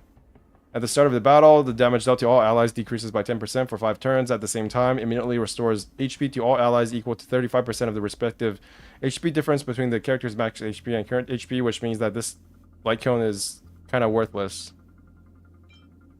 I haven't built this guy yet, but I think with ER ropes, he should ult every time. I haven't even gone into like stat checking.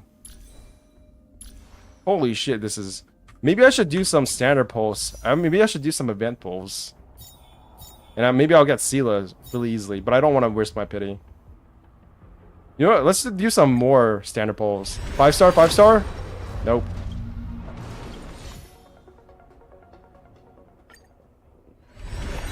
Two pity? Nope. 3 pity. 3 pity, 3 pity, 3 pity? Nope.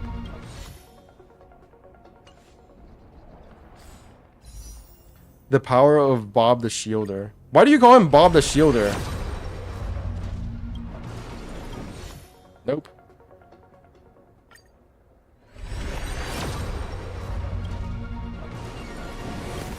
Wait, what? Wait, that was the wrong banner. Fuck. Okay, at least I didn't get Sela. What was my pity on that?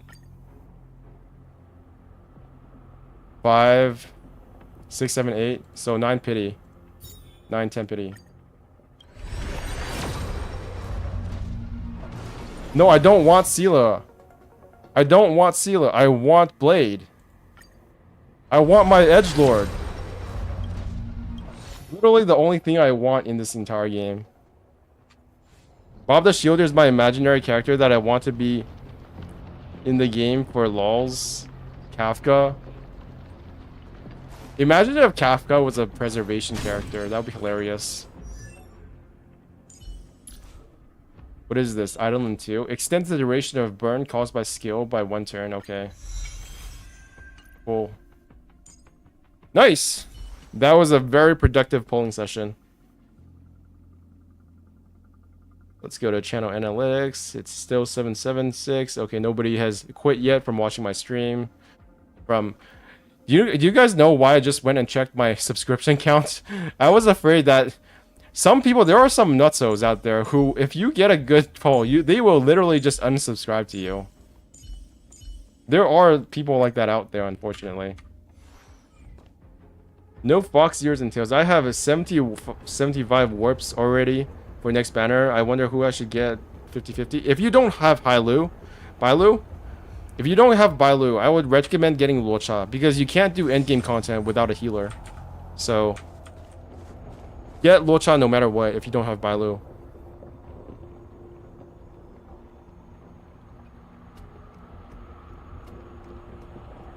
Yeah, there are haters everywhere. Damn, I got Gapard. I'm still like, these past 2 days have been really, really good for my polls. I got Baiju yesterday. You guys know that? Were you guys here for that? I got Baiju yesterday. I think most of you were not here, but Milanesca was. So, and today I got Gapard. That's 2 5-stars in a row. I'm just going to get whoever looks cool. So whoever has, you know, furry shit on them. You mean? So basically, you're gonna go for Tingwing. You're gonna go for the fox lady, the cat lady, and the probably dog girl. What's your next suggestion? I have Bailu. Well, I'm a casual gamer, dude. Like, I think my suspicion is that Seela is gonna get Powercraft, and I think she's boring as fuck, so I didn't get her. And I want Blade because he looks cool. So, why are you coming to me for suggestions? My suggestion would be to get Himeko because she's hot. Also, skip Brownia because Brownia is kind of fucked in the head. Okay, what can I do here? Ashamed that the character named Silver Wolf is not a wolf lady. I mean, it would be a bit too on point if her name was literally just Silver Wolf because she's a wolf. So I get what they're going for. Can I do this right now? Yes, I can. So, fire, lightning, wind. Fire, lightning, wind. Okay, let's go with you then.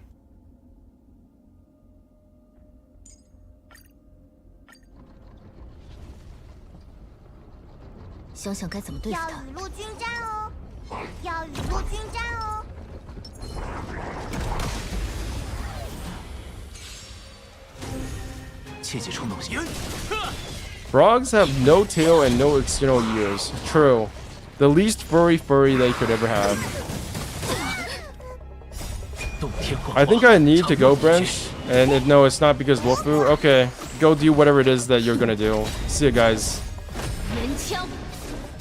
I have Brania. Remember, I got Clara, Brania, and Gapard in my first 50 polls. Dang, I should have recorded it. I think they would be able to jump very far. There is actually a frog hero in My Hero Academia. And she's like one of the only heroes I like in that game. I mean, manga. By the way, My Hero Academia is a shit manga and a shit anime. So, just putting that out there.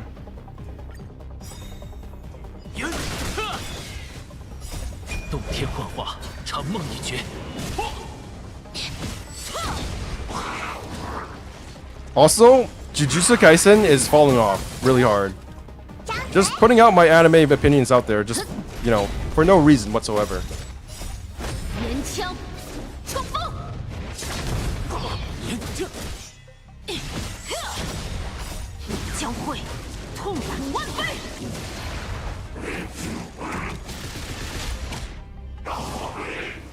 Are you going to hug someone with slimy skin though?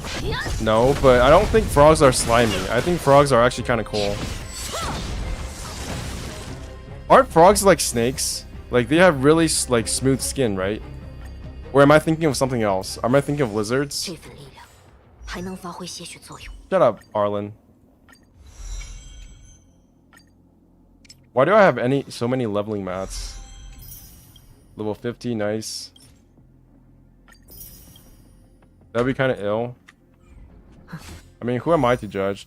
Does he have a lightsaber? No, he doesn't. Okay, one more pull. 5-star! Nope.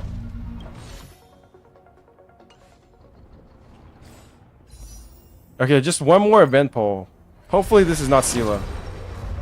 Okay, that's fine. Okay. Okay, I think that does it for today. I'll start tomorrow. I'm going to be doing exploration in the 2 new regions in Sumeru. I think I've gone as far as can go in terms of Honkai's tutorial when it comes to non-next region content. So thank you all for being here, talking to me and hearing me rant. And that's basically it. I'll see you guys tomorrow in Sumeru. Bye bye. This is Bench Gamer signing out.